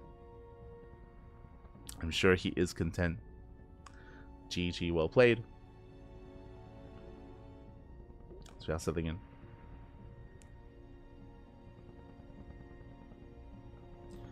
Oracle openers much stronger. For those who are unaware, sentries were they were actually buffed in the last two patches, which is why sentry openers are very meta. It's very meta to open up Stalker Sentry, as it keeps you safe, especially in PvP, and does give you plenty of scouting information as well. So again, there's a reason why it's just standard to open sentry, and they have their place, of course, in early game PvP.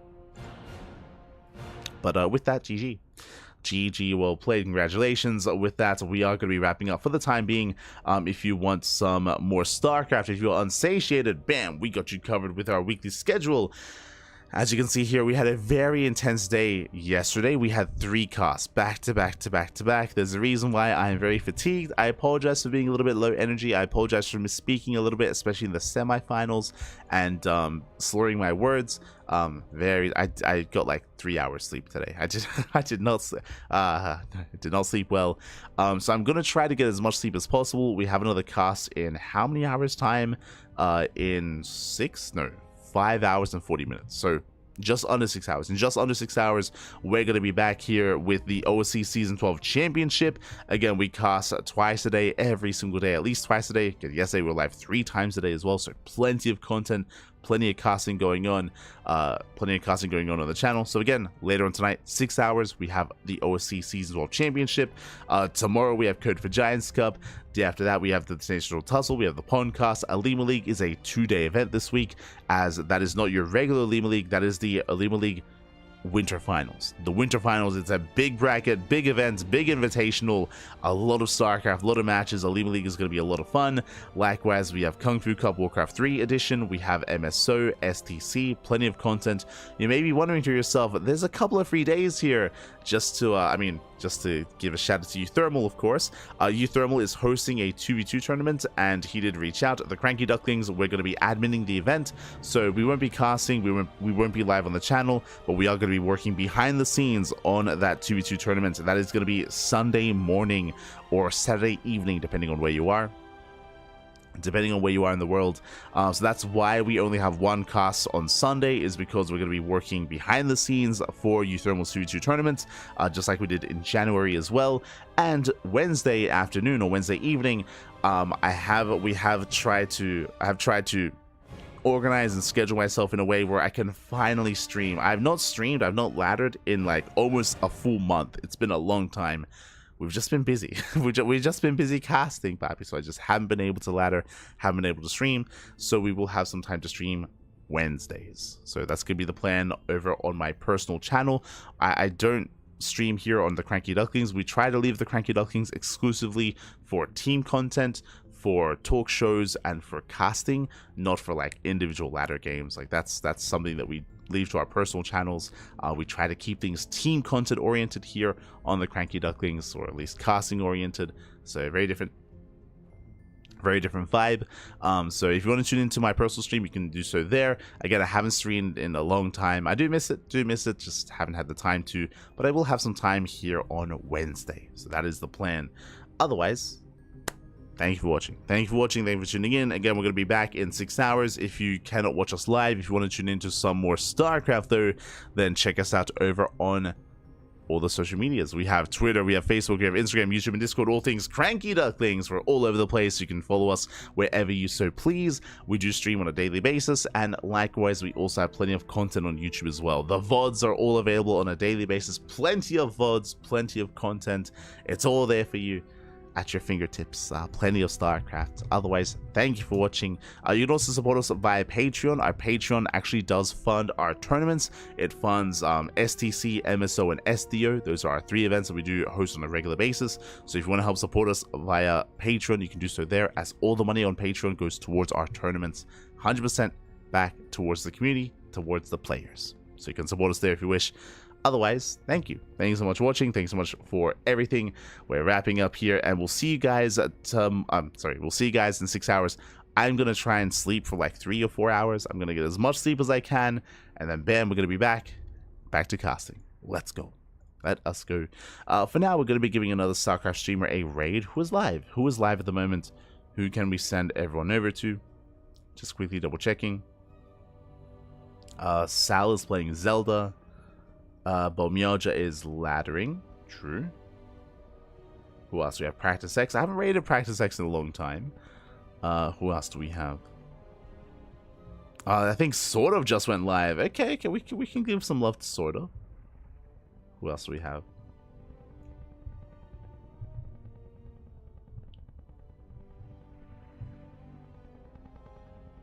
Just double checking, see if I notice anyone. But yeah, Sort of, he just went live, so we'll just give him some love. Give him some love, give him some support. Great guy, great guy. I'm pretty sure he's gonna get a bunch of raids. I'm sure. As we're all wrapping up. So otherwise, we'll see you there. See you there. Gonna get some sleep. Just catching up. Take care of yourself. I'll get all the sleep. Otherwise, thanks for watching. We'll see you guys next time. Until then, ciao, papi, ciao. Hasta luego. See you next time.